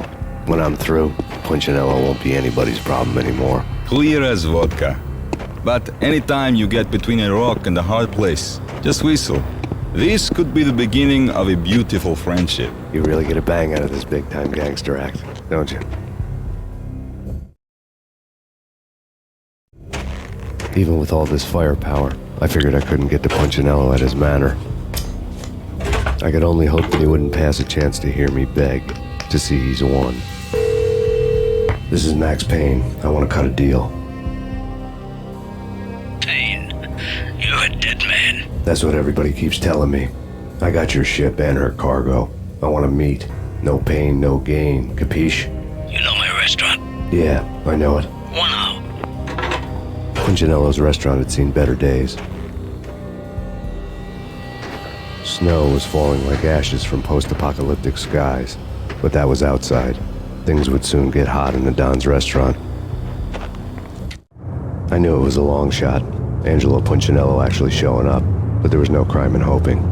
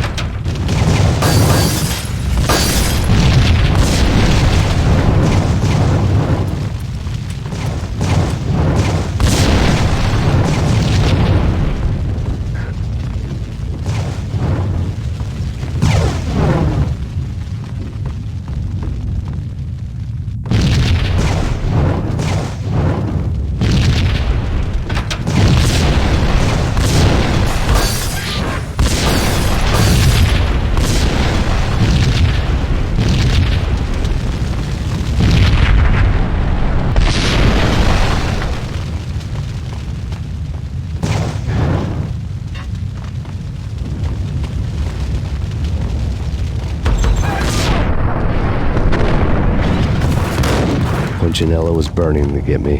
The feeling was mutual. He was trying to put out my flames with gasoline.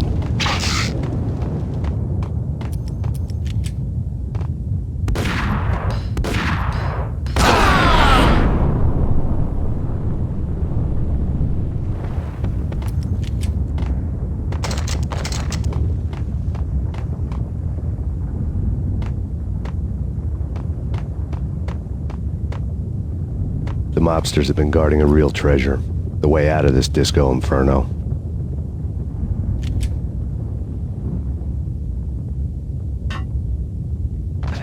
There he is.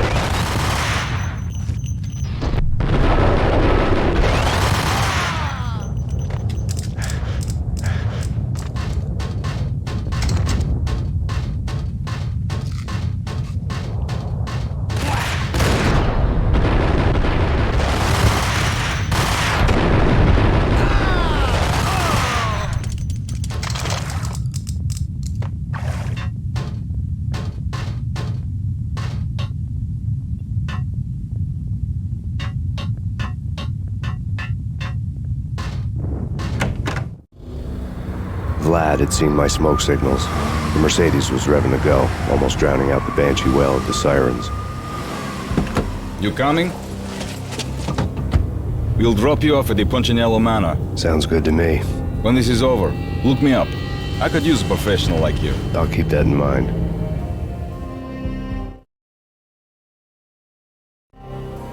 The night groaned with cold. The garden lights flickered nervously. In their light, the falling snow was dead white before the darkness ate it up. I had heard the stories. The trio were mad dogs. They'd have hung the heads of their enemies over the manor gates if the capo had only let them. Punchinello wanted Payne. He'd see the pain. The trick in my situation was that there was no trick, no matter what the movies tell you. No rules, no secret mantra, no roadmap.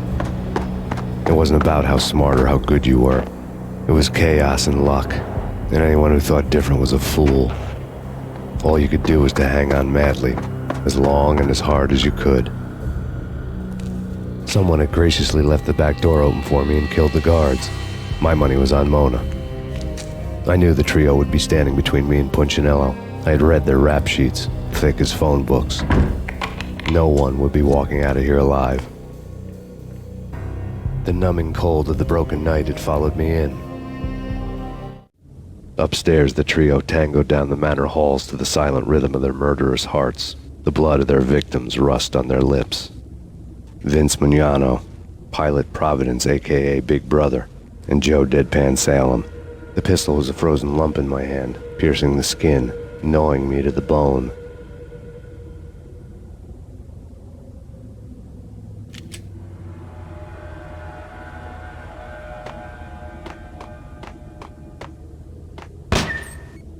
In death, the thug had been promoted to messenger. Someone hadn't enjoyed the Don's hospitality. Someone with a flair for the dramatic. Someone who had let herself out of a locked cell and past a couple of armed guards. My thoughts were on Mona again. I could only hope she was a good enough gambler to walk away while she was still winning, before she'd run into the trio.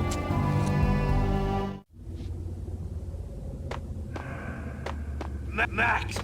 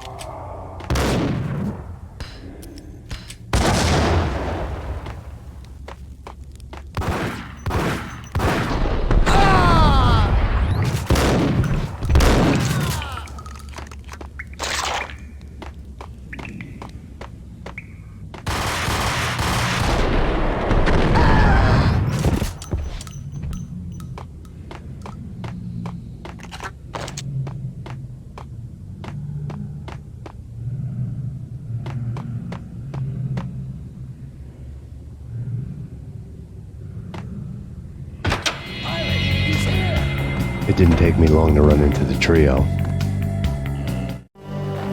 The word on Lisa Punchinello was that she was a bit of a witch. The tarot cards on the kitchen table fit the picture. They weren't my kind of cards, but I was willing to take a crack at the hand Mrs. Punchinello had dealt. The first card was the tower. Maybe that was supposed to be the manor. It got easy after that. The devil was the master of the house, and death was me, coming for him.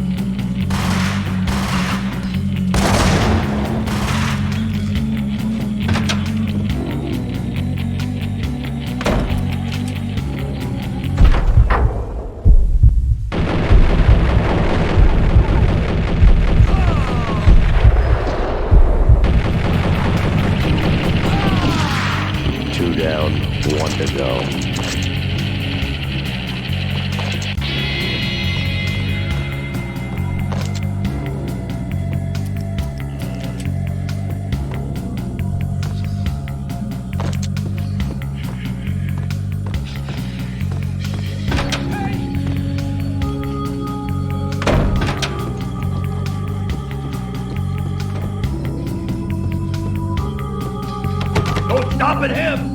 This will stop anything. Take cover.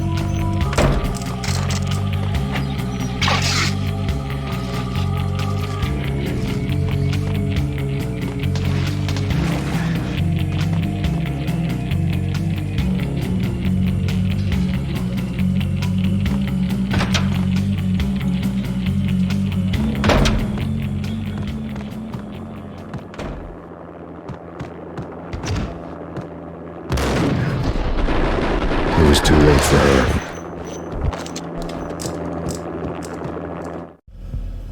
You're a real angel, Max. I couldn't tell whether it was Mona or her sister. The body was a mess. The sick bastard had really gotten a kick out of it. Seeing her lying there got me thinking about another woman's body on another bed. Got me thinking about a fallen cradle.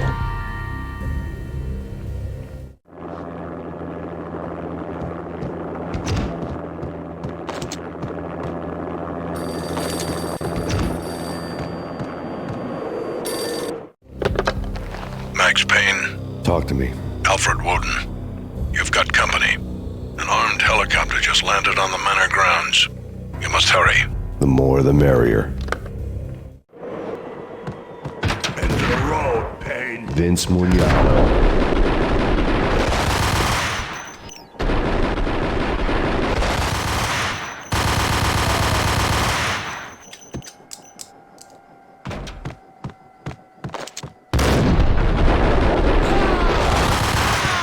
Punchinello's trio was done for.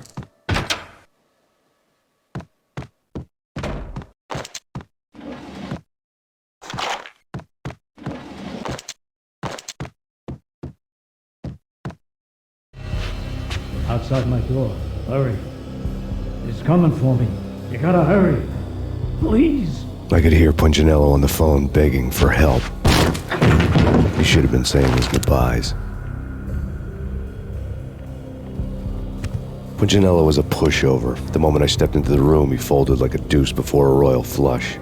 No, wait. I was just doing what I was told. I couldn't refuse. She's someone high up. Government, maybe. I don't know. He was trying to buy more sand for his hourglass. I wasn't selling any. No, I told him not to.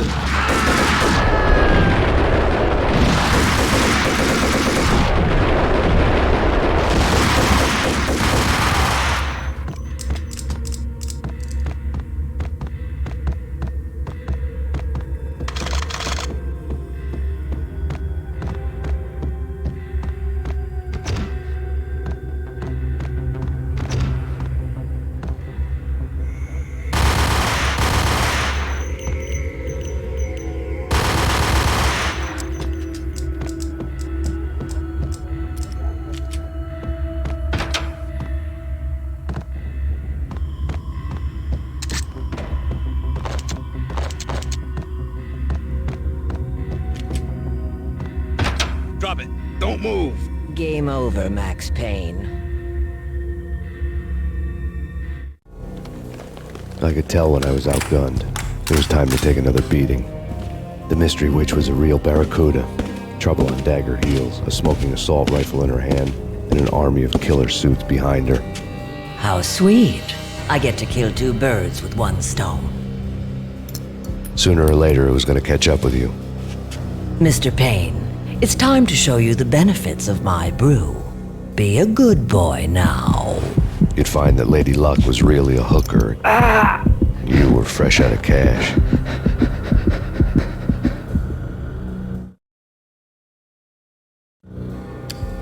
Gentlemen, we're done here. Take me to Cold Steel. She had just given me an OD of Valkyr. I could feel green fire eating my brains. They turned to steam. They did a fade on me. I'd never had a chance. The witch had got me just as sure as if she put a gun to my head and pulled the trigger. The shadows rushed me, bruised mugshot faces hungry for revenge. They knew my weak spots and closed in for the kill. The floor turned into a vortex of green blood. I fell. The flesh of fallen angels.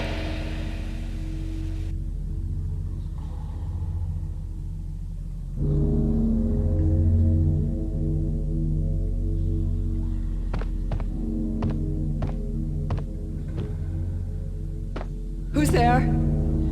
Max? Max, is that you? Max? Where are you, Max? Please.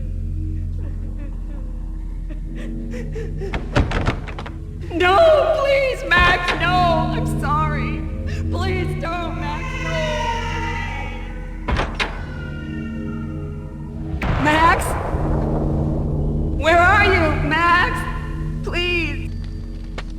The letter was staring at me. There was something disturbingly familiar about the letter before me. The handwriting was all pretty curves. You're in a graphic novel. The truth split my skull open, a glaring green light washing the lies away. All of my past was just fragmented still shots, words hanging in the air like balloons. I was in a graphic novel. Funny as hell. It was the most horrible thing I could think of.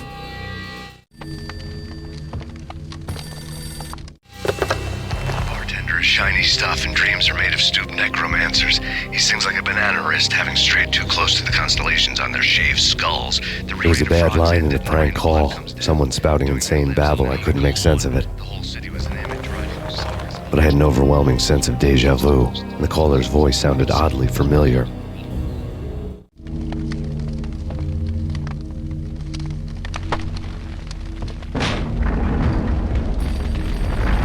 The weird piece of paper looked dangerous. There was something disturbingly familiar about the letter before me.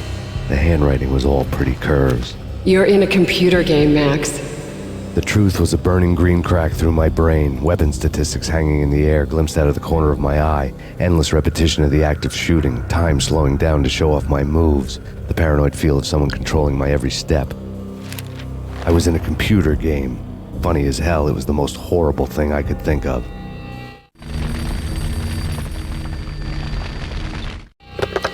Don't lose it. It's Valkyr. The drug. Snap out of it.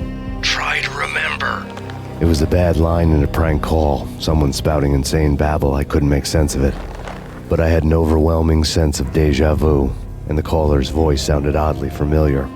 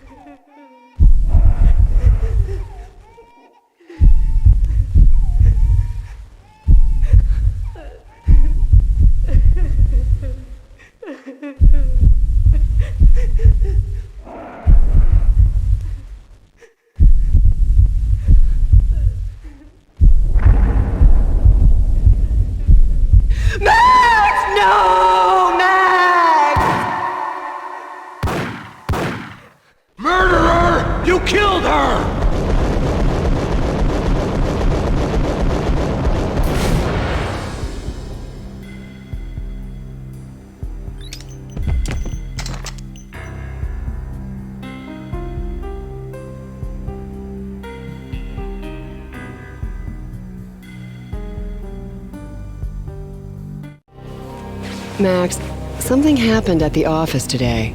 A strange memo. Something about Vikings. Honey, I gotta run. You can tell me all about it this evening. Have a nice day, darling. The bullet holes were rubies on her chest, blood glowing on her ivory skin. She was so beautiful. The killer was smiling. The flesh of fallen angels.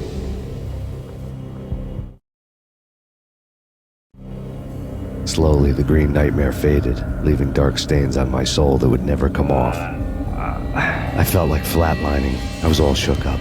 I woke up in a cold sweat, sick and tired to the bone, lying in a puddle of my own puke. The hag had said take me to Cold Steel before it had all gone crazy. It was a clue, the only one I had.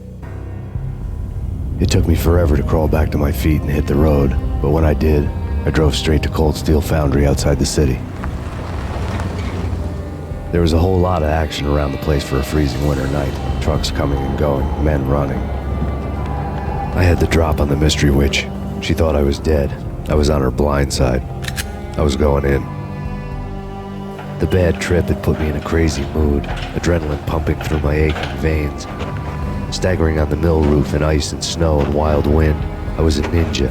My kung fu was strong. I wasn't kidding anybody. At best, I was Superman on kryptonite about to fall through a skylight, down to where it was all going down. A half-abandoned industrial area in the middle of nowhere. The factory was a perfect front for any number of illegal activities.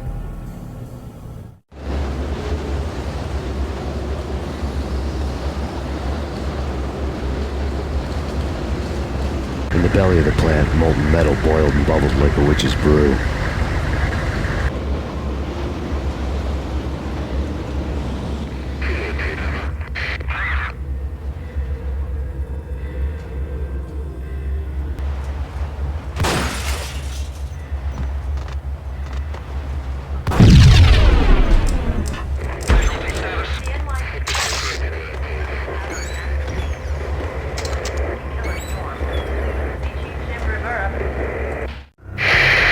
Life-threatening weather condition.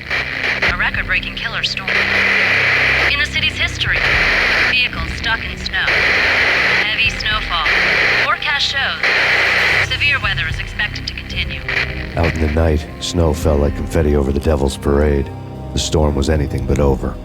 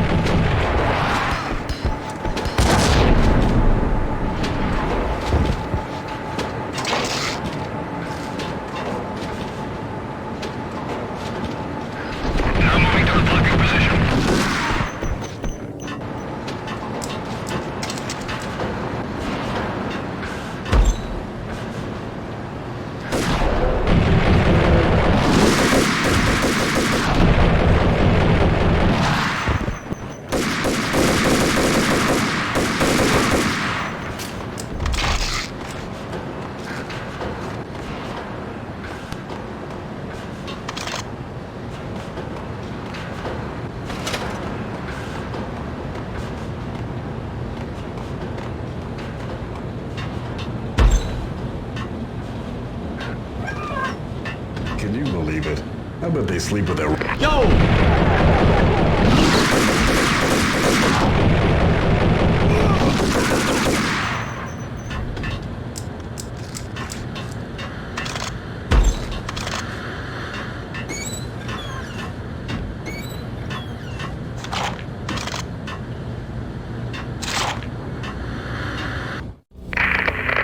Perimeter breached.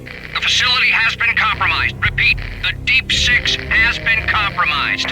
Initiate Operation Deadeye. The walkie-talkie military lingo could mean only one thing. They were getting ready to destroy the evidence and vanish into the night. I was so close. The hidden truths were just around the corner.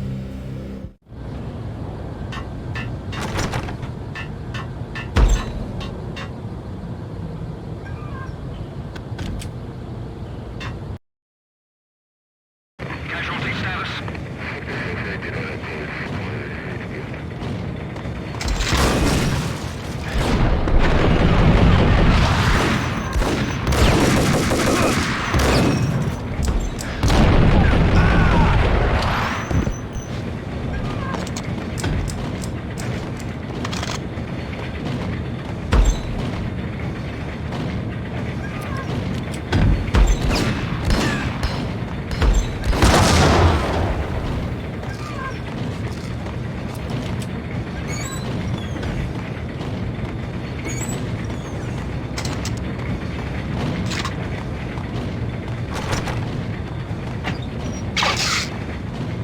The folder on the table told a grim tale. The mercenaries were running a tight operation, paperwork and all. Merchandise missing again. A chemist had tried to smuggle it out for his own private party. Locked him up in cell B7 in D6's old test facility to wait for proper processing. I was close enough to hear the secrets, just beyond the next doorway.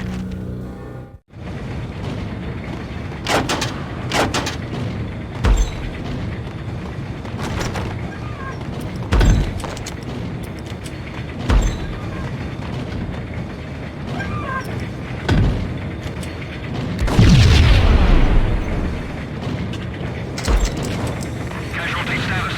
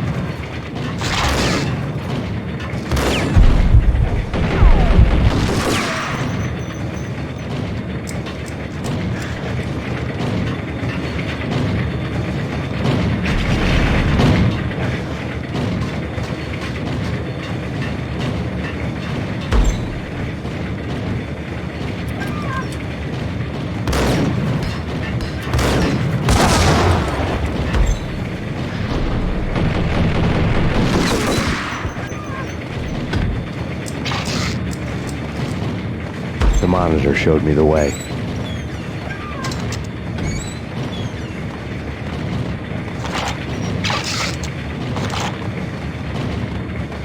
Processing diagrams filled the control room screens, all but one. An elevator titled D6 on one of the screens, somewhere onwards, past rows of ovens in the core of the plant.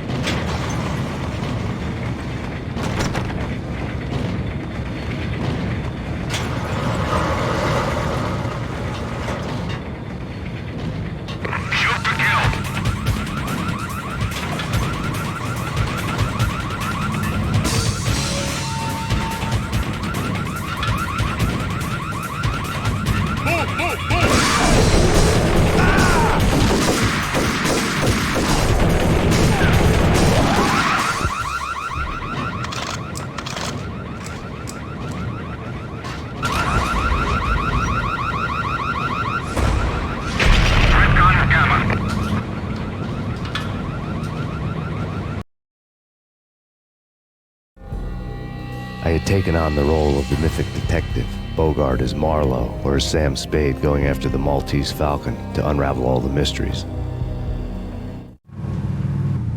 Following a path of clues to that final revelation, even if it would take me down to the cold, cavernous depths of a grave.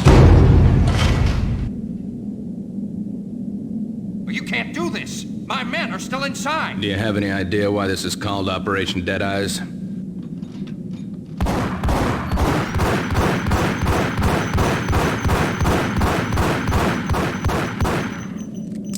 I think he's dead already. Let's do it.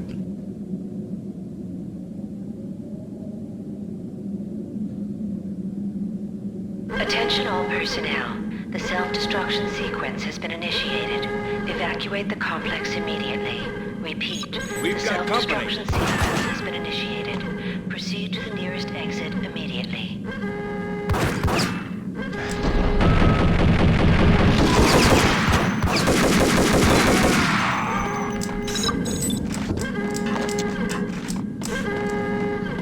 I had seen the logo on the floor before.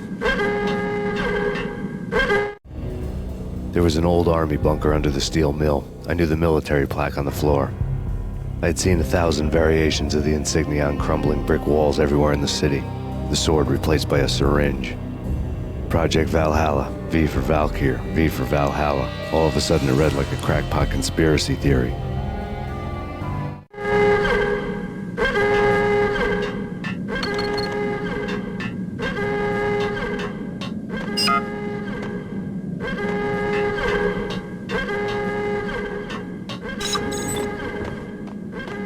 Abort! The self-destruction sequence has been initiated!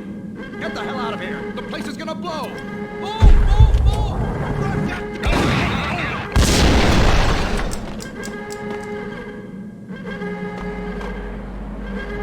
Attention all personnel. The self-destruction sequence has been initiated.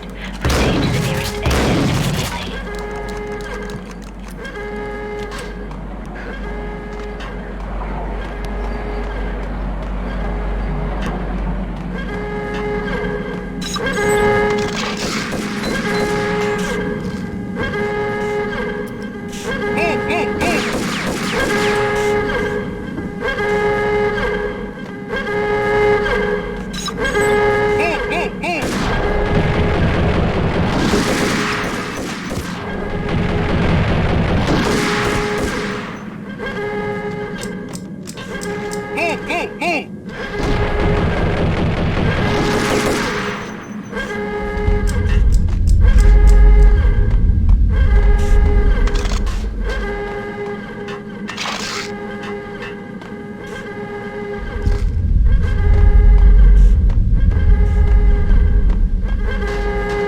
Attention all personnel. The self-destruction sequence has been initiated. Proceed to the nearest exit immediately.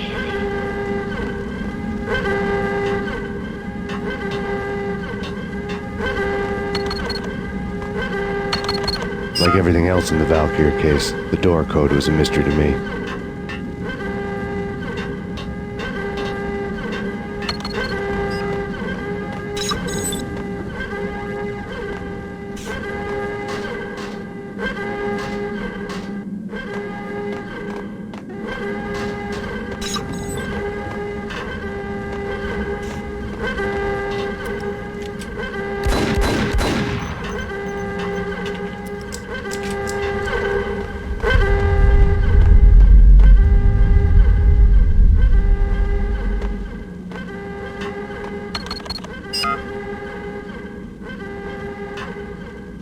Attention all personnel. The self-destruction sequence has been initiated. Proceed to the nearest exit immediately.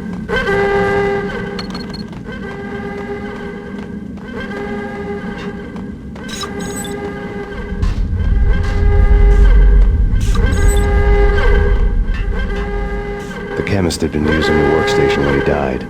The half-life of the lab rat had ended online, his password blinking on the screen. 665, the neighbor of the beast. Decontamination in progress. Decontamination completed.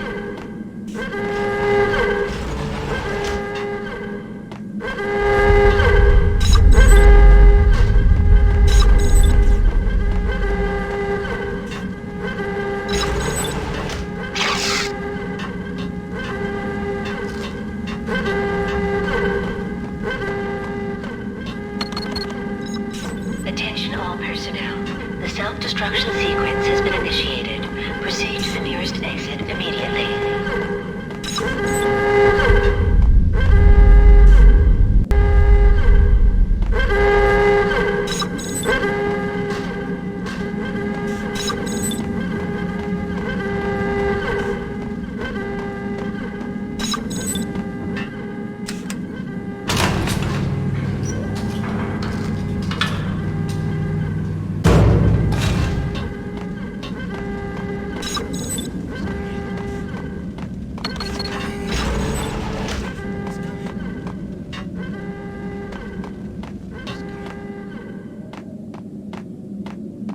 Hey, in here! Hey, get me out of here! I'm in.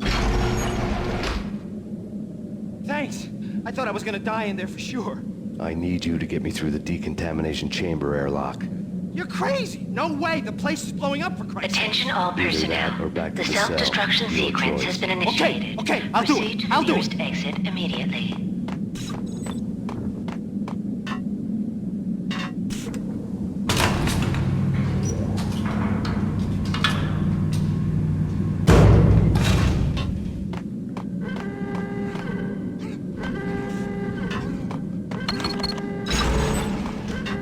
Hurry up, for Christ's sakes! It's gonna blow!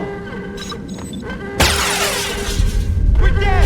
We're dead!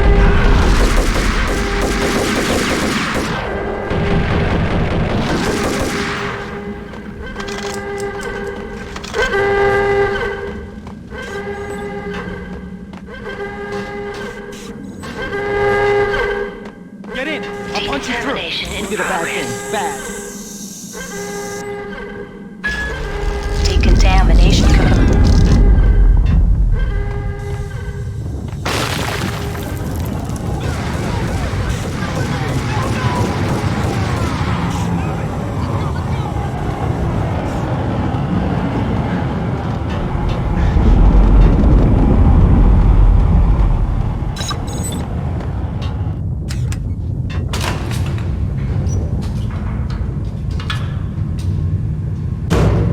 I was caught in the middle of the deadly web that was the Valkyr case.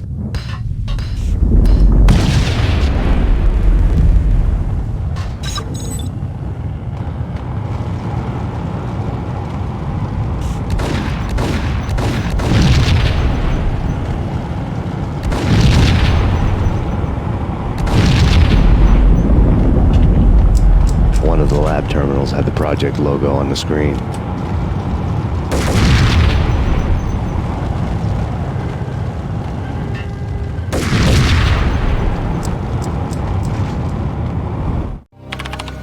Top secret. Project Valhalla. U.S. Army. Yggdrasil Network. Valhalla, the otherworldly place in Norse mythology where the bravest heroes spent their afterlife feasting and fighting forever, their wounds miraculously healed night after night. Valkyr, the maidens who chose the most courageous Viking warriors and carried them to Valhalla. 1991. The research objective is to create a chemical substance to enhance the stamina and morale of infantry troops. 1995. Results unsatisfactory. Project cancelled. Someone had decided to continue the sick experiment unauthorized. Project compromised. Data leak. Fix the damage by any means necessary. Security clearance red. Authorized by the project lead. Field test. Double the dosage for all the remaining test subjects. Observe and record the subject's behavior in an urban setting. The drop-off point was my old address in New Jersey. The file dated 3 years ago. Just when you thought you had reached the deepest depths of horror, it suddenly got worse. How to turn off that small voice inside your head that started to whisper that you should be glad that now, if not before, your revenge was justifiable on any conceivable moral scale. That small voice proved, beyond any doubt, that I was damned. The dagger-heeled woman had come and gone a long time ago. There was nothing more for me here. The bunker's name was acting as a self-fulfilling prophecy.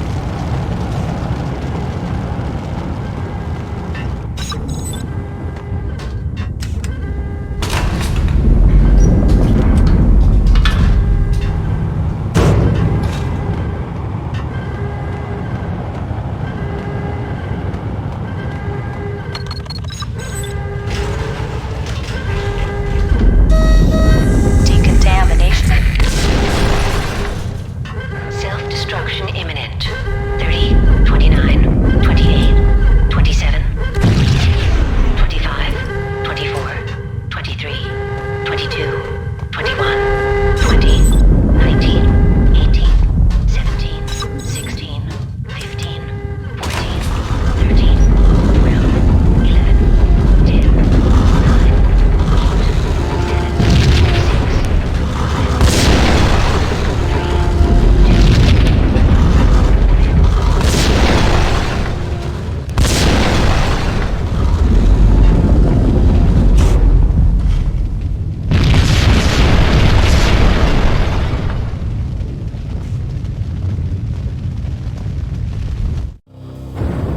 Piece together a jigsaw, and the final picture is you finishing that same puzzle.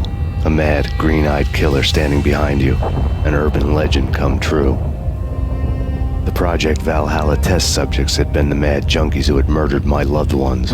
The rest was simple body count math. It all pointed to her. Ms. Valkyr. The factory went up in a fiery inferno behind me. All my leads were dead, turned to smoke and dust.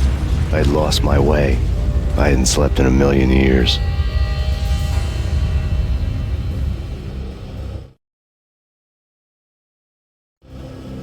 I felt thin as death. I've been living on an endless supply of week-old donuts. They were fuel for this crazy furnace inside my head. I couldn't remember when I had last seen the sun. I was on a permanent graveyard shift. When the darkness fell, New York City became something else, any old Sinatra song notwithstanding. Bad things happened in the night, on the streets of that other city, Noir York City. I was in an all-night diner, downing cup after cup of coffee that tasted like engine oil, when a new message from Bibi got me back on the killer track. What the hell happened at Roscoe Street? Maxie, I'm going out on a limb here. We need to talk this through, come up with a plan. 2:30 a.m., the Choir Communications Garage. The more I thought about Alex's murder and the frame-up, the more it felt like an inside job. I should have seen it coming. Bibi had sold me out, and now he wanted to finish what he'd started. The garage was dead. Bibi showed up in his tailor-made suit, gold watch, and cufflinks to match, all way beyond a cop's pay. Maxie. Oozing suave charm, he was guilty as hell. What the hell does Bibi stand for anyway? Backstabbing bastard? Come on, don't be like that. Have a cigar. I don't smoke. Maxie, you have no idea how big this is. It's huge. You have no idea. I think I do. You're a bribe-taking bent cop who sold out his partner. Those mobsters in the subway were a dead giveaway. Hard to miss. Bet it was exactly like this with Alex. Up close and personal. You can't win this one, Max. No, but I can make damn sure none of you do either. Bibi turned out to be another cardboard cutout bad guy.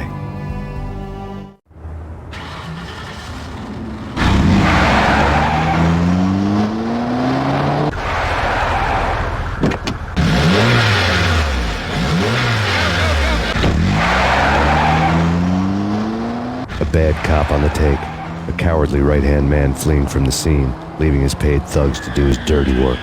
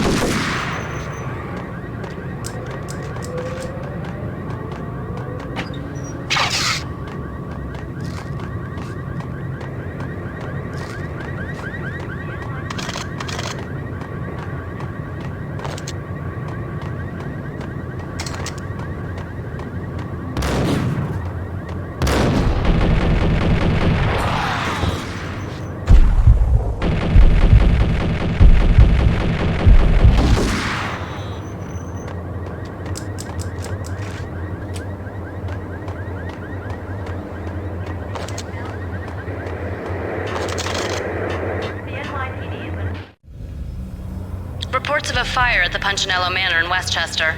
The manor is the home of Angelo Punchinello, the alleged head of the Punchinello crime family. The police are now saying, contrary to their earlier statements, that Max Payne is still alive and at large. He continues his vendetta against the Mafia, of which this last act of arson is attributed to. I had no recollection of setting any fires, but I did remember the flames.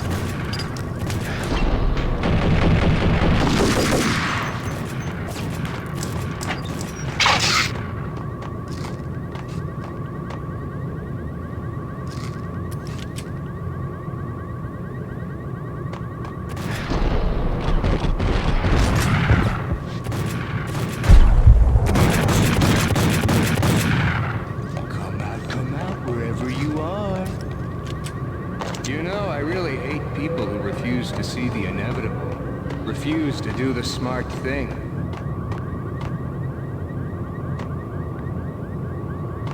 No, I must do the right thing.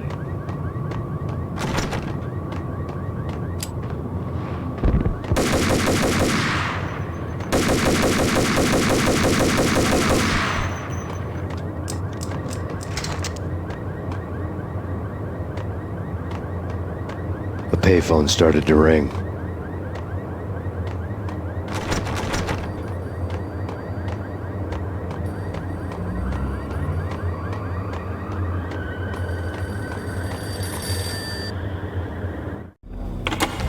Yeah. Max Payne? Whatever does it for you. This is Alfred Woden. I can give you the name of your enemy. Come to the Asgard building presently. We are expecting you.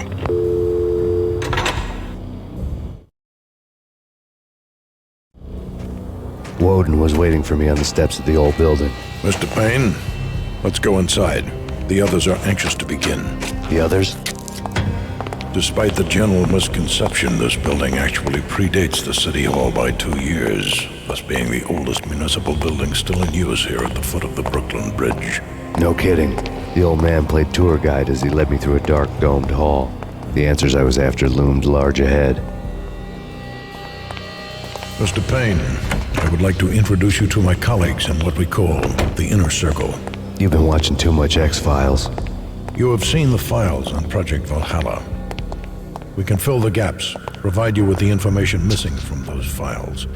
We were all involved in the early stages of the project during the Gulf War. What's the catch? We would very much like to blow this thing wide open, but our hands are tied. Her name is Nicole Horn. She was the key figure in Project Valhalla. When the funding was discontinued, she simply refused to quit. She knew exactly what she had in her hands. Nicole Horn is the president of Acer Corporation. She has more than half the city in her pocket. This must be kept under wraps. If you try to go public with this, we will deny any knowledge. We need you to take her out. Afterwards, we can protect you. Make all the charges go away. That was the cue for the killer suits to kick in the doors and swarm inside.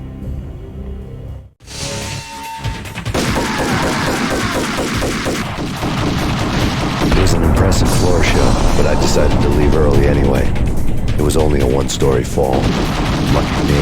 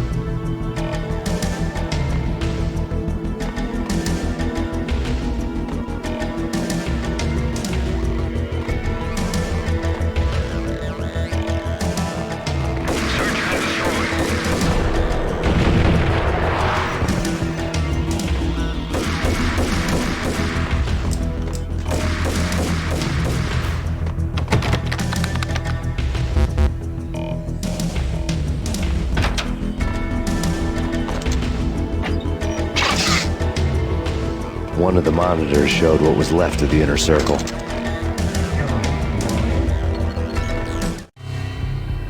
On screen, the so-called corpse of Alfred Woden stood up, miraculously waking from his dirt nap, looking smug among his dead pals. In the land of the blind, the one-eyed man is king.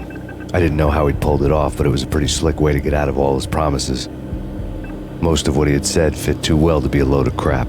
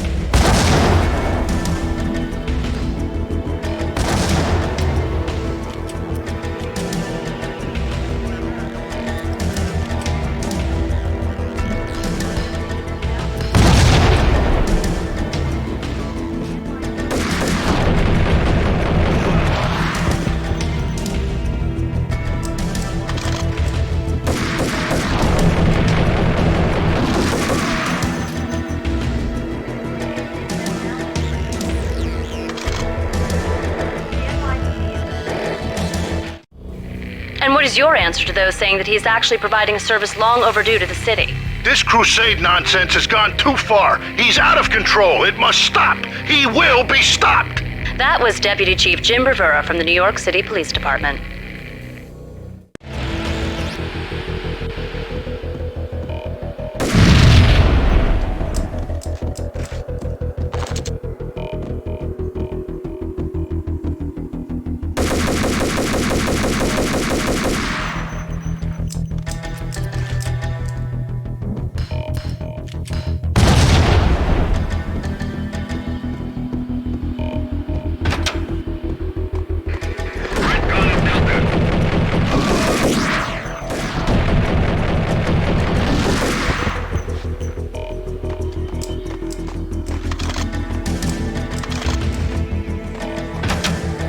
A videotape lay on the desk.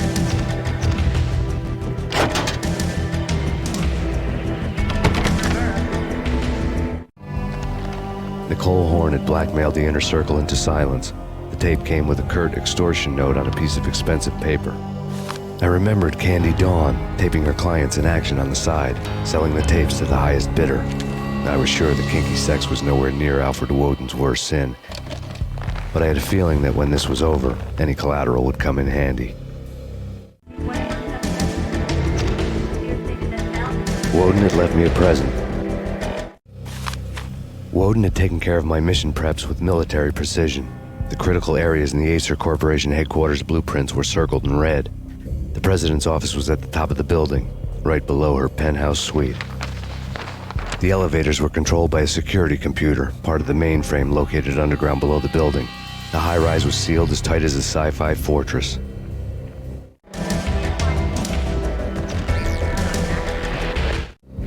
Nothing seems to stop Acer Corporation's phenomenal victory march. Incredibly, the stocks are still rocketing. Worried experts already see a danger in the company's success. Some have gone as far as to say that Acer Corporation is about to become an even bigger monopoly than Microsoft ever was.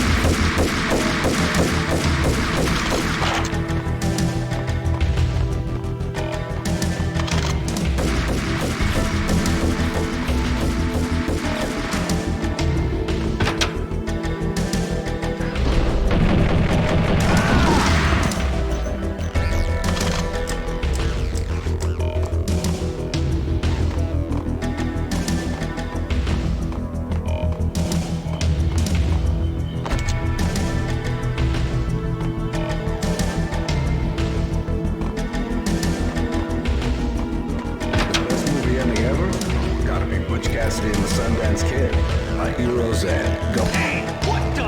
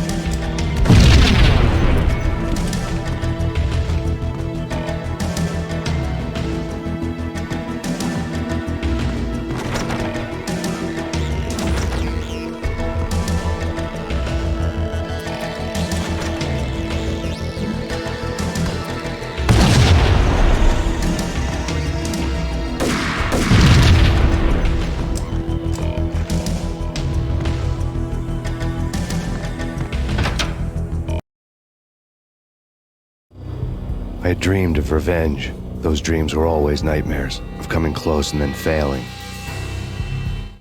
Now I was close. I had a name to guide me, Nicole Horn. I had nothing to lose.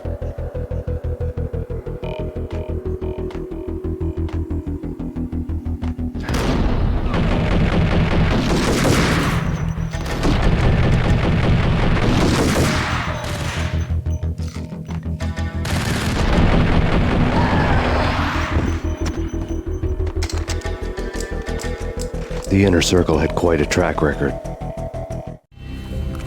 Project Valhalla had not been the only thing the Inner Circle had been involved in.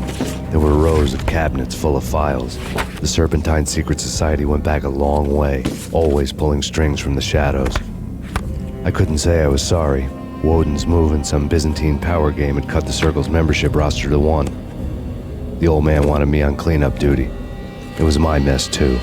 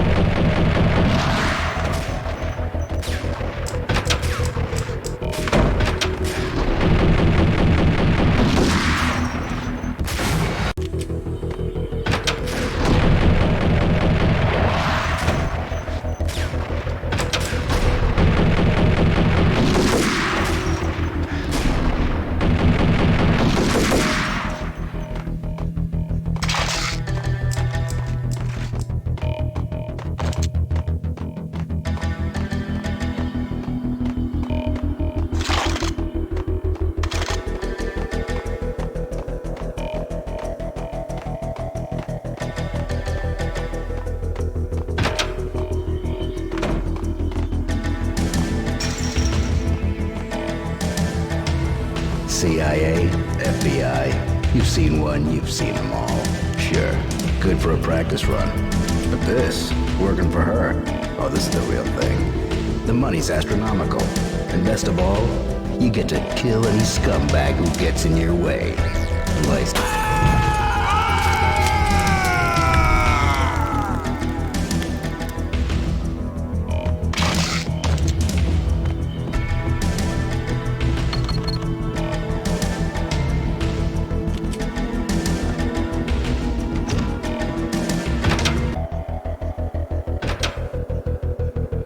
Take him down. Shoot to kill.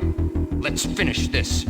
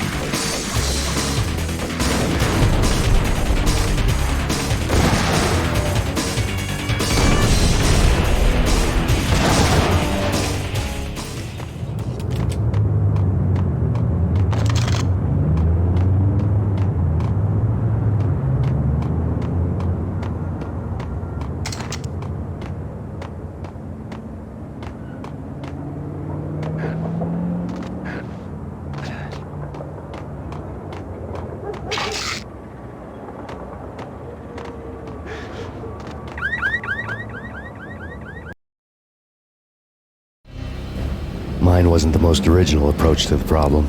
It wasn't as if it hadn't all been done before. An eye for an eye, the first principle of revenge. Old as dirt, still going strong. The cardinal rule in going after someone with an intention to kill was not to make it personal, which it almost always ended up being anyway. It did with me. I took my time, cruising around the city in the snow. There was no hurry. I knew what I had to do now. I took my time, thinking about it, building up the rage. When I was ready, I parked the stolen wheels at the front entrance of the Acer Corporation headquarters. Got out, got in, got cracking. I had a bullet with Nicole Horn's name on it. I had 10,000 bullets with the Hag's name on them. She had ultra-high-tech security systems, enough mercenaries and weaponry to start World War III. There was no fear.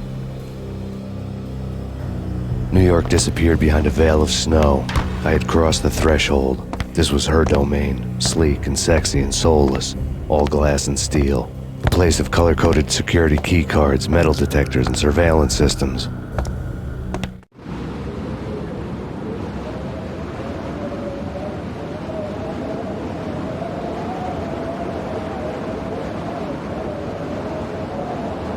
Colder than a walk-in fridge. Cold as a gun.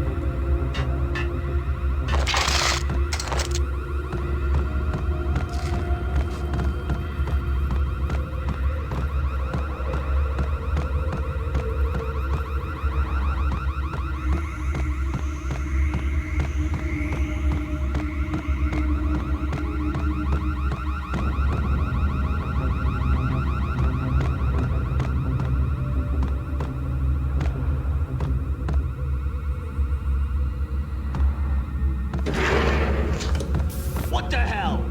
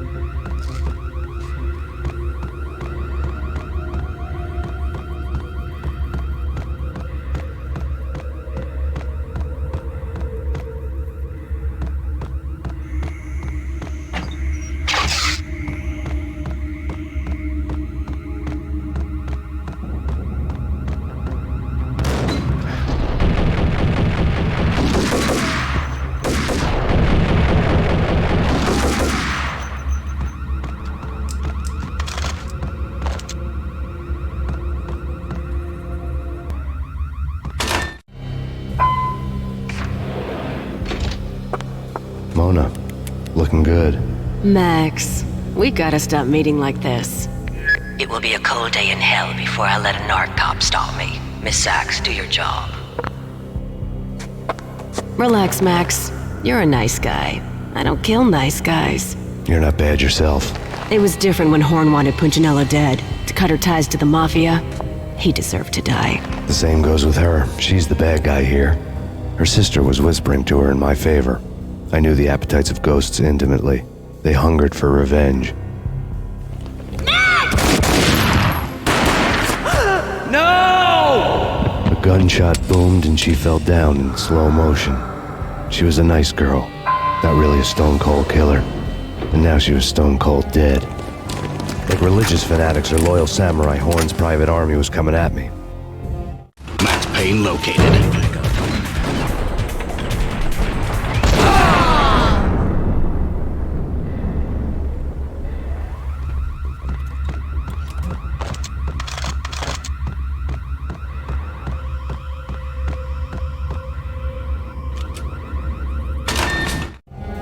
When the elevator came back down, Mona was gone. There was a lot of blood, but no body.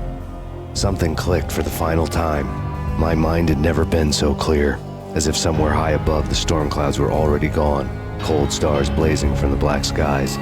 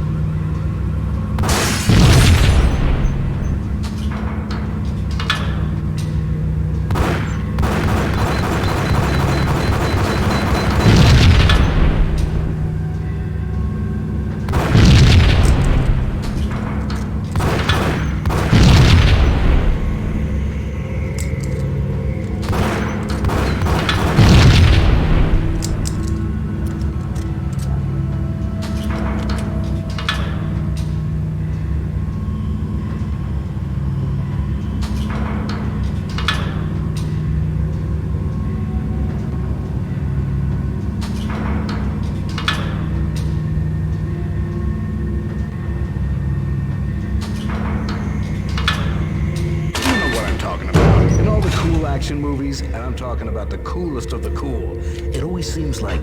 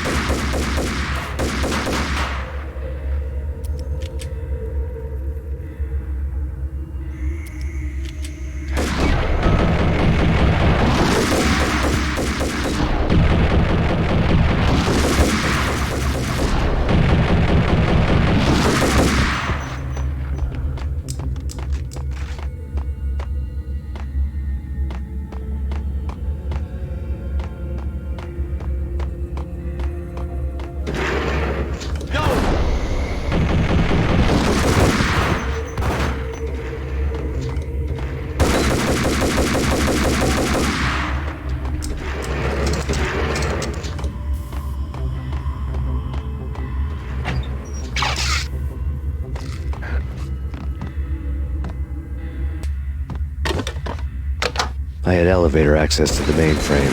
From there, I'd be able to override the security locks and get to her office.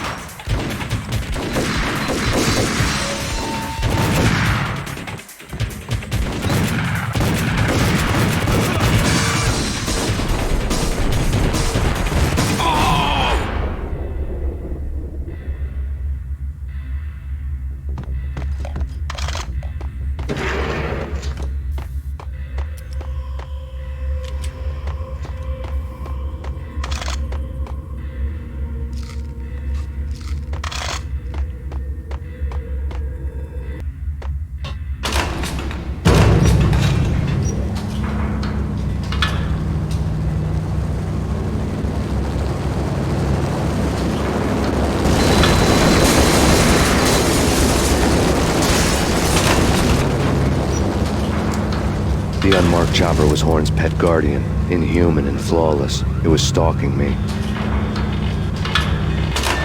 Stereotyped. I'm not a cold-blooded killer. I'm a knight. Hey, kill the bastard!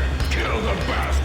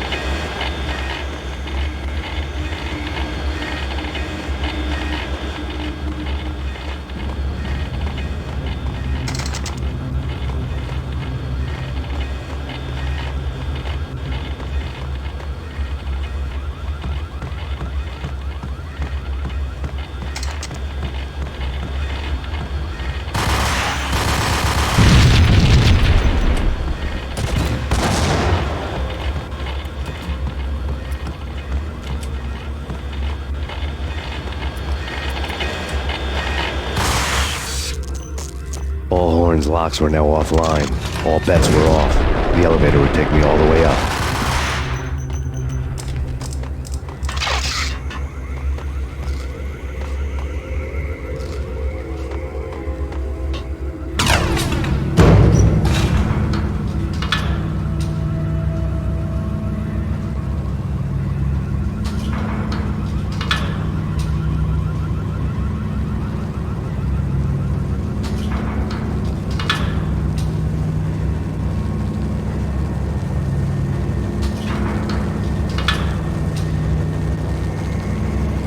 Seen from this height, the night seemed to stretch on to eternity.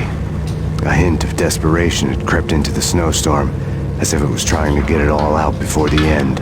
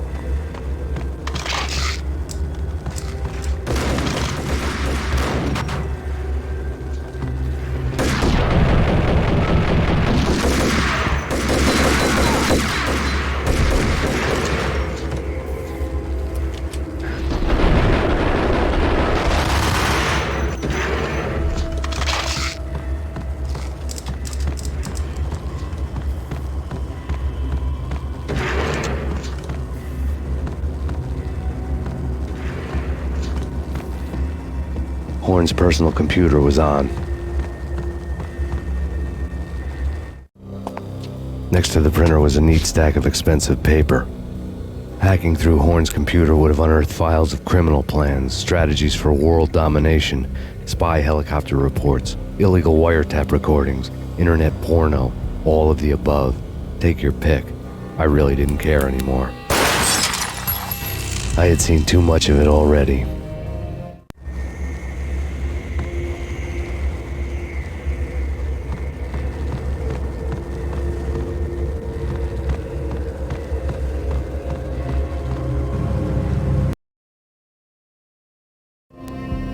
Valkyr had been meant to be a white-winged maiden that would lift you to a warrior's heaven, but it turned out to be a one-way demon ride to hell. The devil was in the drug. I knew. I had met him.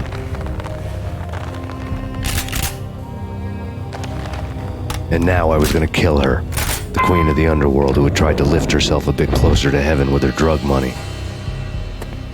No begging, no bribes. She knew better. Honor among killers. We who were about to die. Both of us knew how this would end, in pain and suffering. All this because your wife stuck her nose into things that were none of her business. The cops were coming to take me away. The sirens were like a bad conscience I couldn't shake. It's ridiculous you've made it this far. You won't be alive when they get here. Stop him!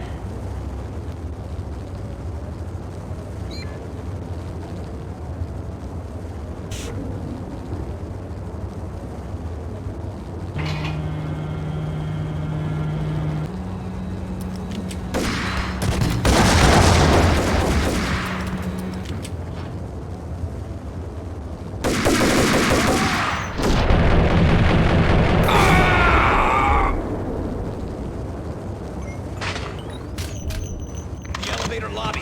Get us back up now. Max Payne, this is futile. A waste of time. The deaths of your wife and daughter were necessary. Inevitable. It is done. You cannot bring them back. Nothing you do will make it any better.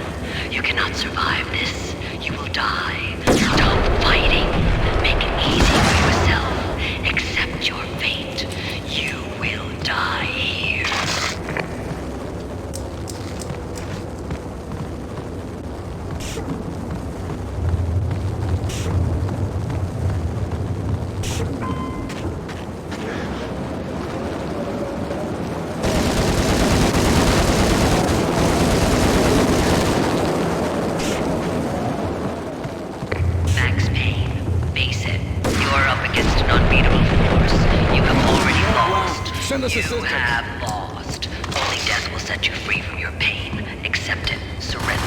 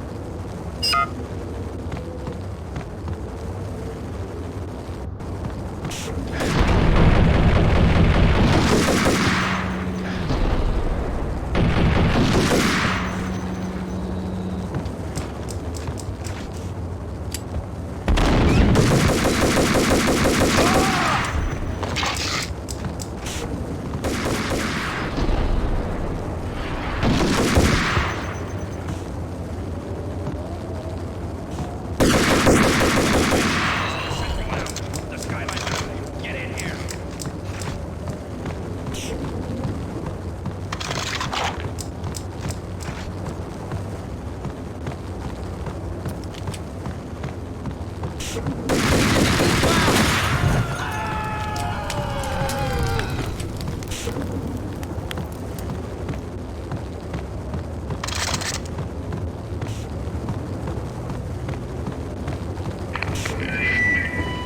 do you mean he's unstoppable? You are superior to him in every way that counts. You are better trained, better equipped. You outnumber him at least 20 to 1. Do your job.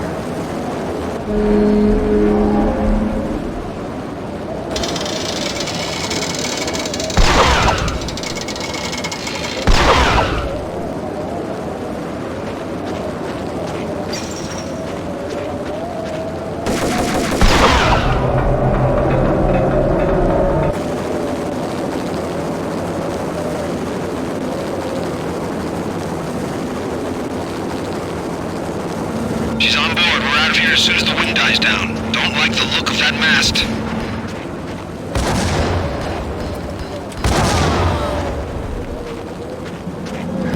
Lift off in 1 minute.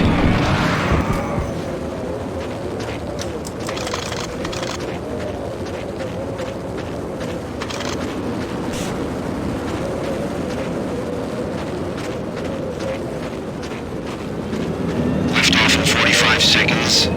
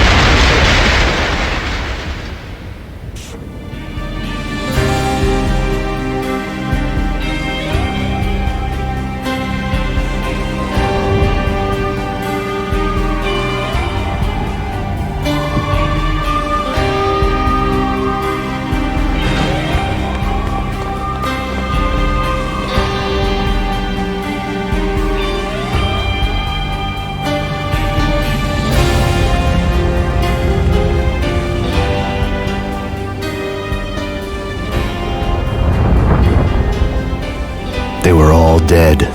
The final gunshot was an exclamation mark to everything that had led to this point. I released my finger from the trigger. And then it was all over. The storm seemed to lose its frenzy. The ragged clouds gave way to the stars above. Max Payne, this is Deputy Chief Jim Bravura from the NYPD. We've got the building surrounded. Throw down your weapons and lie down with your hands behind your head. A bit closer to heaven.